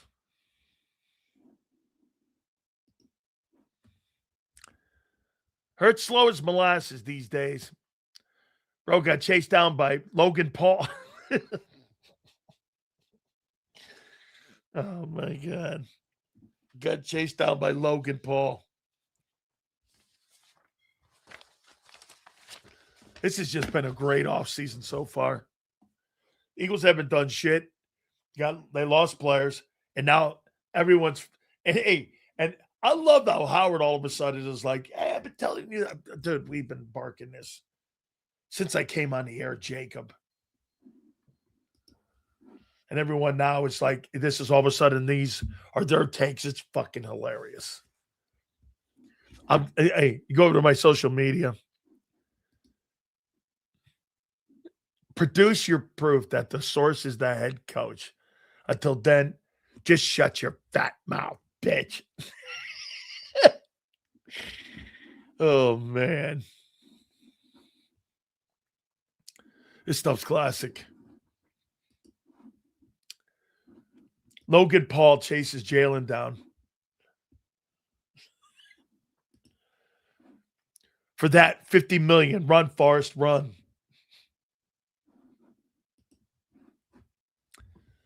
I haven't seen the quickness in breaking defenders' ankles in a couple of years. Yeah, because he thinks he's Steve Young. He's not. And you know what? Every time I see that picture of them Super Bowl MVPs, I see Steve Young, Tom Brady, Peyton Manning, and I see Jalen, and I go, yeah, well, you know, if you had to pick one of them guys that you don't want, which one is it? I mean, yeah, you know, you have that Xbox and you go, take one out, bench one. Okay. I don't think it's even a question. I know some of you think, hey, I would rather have Jalen Hurts than Patrick Mahomes. Rasputin, probably right. Hence, straitjacket comment. All you need now is AJ doing sit-ups in the front yard. Oh, can you imagine AJ just goes out and starts doing sit-ups out at the NovaCare Center? I told you he was going to be this guy. You guys didn't want to believe it. You said, no, he'll never be this way. You guys kept telling me when I was calling him AJ Owens. And I was calling him AJ Owens. You guys were doing what? Yeah, no, he'll never be like that. No. He'll never be a distraction like Owens. He'll never be that. And here he is. And here he is making shit. I am starting to agree with people. I think they're going to call the Eagles bluff. And the Eagles are going to have to take a 2 and a 3 for him, or they're never going to get value for him ever again when they deal him. If you trade him next year, you're getting 3s and 4s. You're not getting 2s and 3s.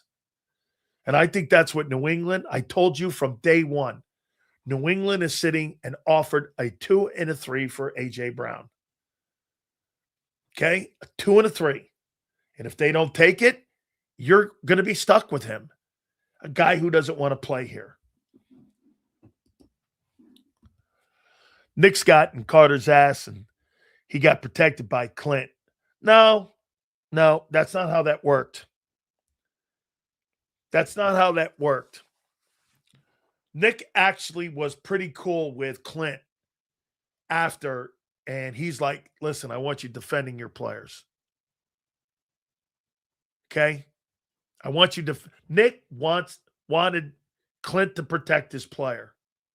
I don't have a problem with a position coach stepping in the middle there when the head coach is undressing a guy publicly. If you want to do that shit, do it behind closed doors in the locker room. When you do that shit publicly, people can misconstrue things. I don't have a lot of respect for that. If you want to get in someone's ass, you got the locker room for that. Hey, kid, that sucked. I hated it. And don't do that shit again. You understand me? You won't be here. Okay? That's, to me, that's what being a head coach is. I told you the story. Like one time, so Coach Johnson, we go on a trip. I may have I may have told this story here, but so we go on a trip and we're going to go play against the West Virginia Mountaineers. We had a stop in Pittsburgh. We're sitting in the back there and guys are jacking around.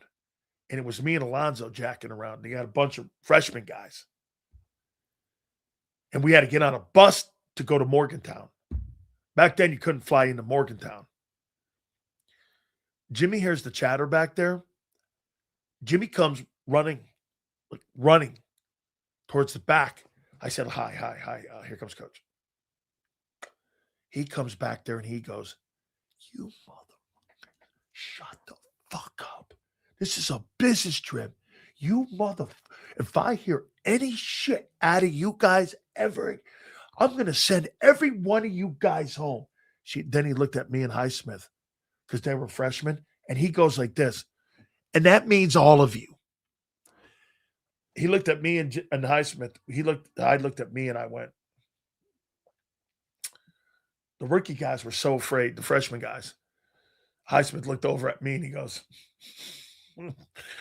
yeah, no. But the rest of the trip, we didn't say boo. He kept looking at us too every time. He just sent your ass home. He didn't care. He came running back there, man. His face was red. This is a freaking business trip, you know. And he's just screaming. And I'm like, and I'll send every one of you guys' asses home. You hear me? Look me and Highsmith, and we go, yeah, Coach. That was the end of that. Everyone thought we were maniacs, but that guy, man, dude, that guy was not for the faint of heart. We're flying back. This is a true story. I know you guys have heard this one too. We're flying back from Washington, and we didn't play very well. I was here for this, and we weren't playing well. We didn't play well at all. The stewardess comes out. They start taking the food carts down. No dinner. I saw it. No dinner. And we're back there, and we're like 3.5 hour flight back to Dallas. These big giant guys. We just played. No dinner. You hear the guys back there moaning. Position coaches come up to Jimmy. Coach, you got no 3 hours flight back. Guys, he goes, they didn't want to play? We're not eating. Oh, my God. No dinner. Yep, the whole flight home. Everyone's sitting there. This guy's an asshole. They looked over at me and they go, you did? He goes, oh, yeah. He did this shit at Miami. Oh, yeah. We'd have a bad practice. He'd look at us. Back then, you could do this. Get your asses back out there. Have another 3 hour practice. Same shit. Middle drill, inside. We go back in there, man. 6 hours of practice. This guy's, he get in the locker room. He goes, don't you mother effers ever do that again, or I will run every one of you out of here and get new dudes in here. Don't think it. And he's got these crazy eyes, and you're going like, I believe this dude. He that guy you saw on TV was not the guy that you coached me. No way. Yeah, that guy was not for the faint of heart.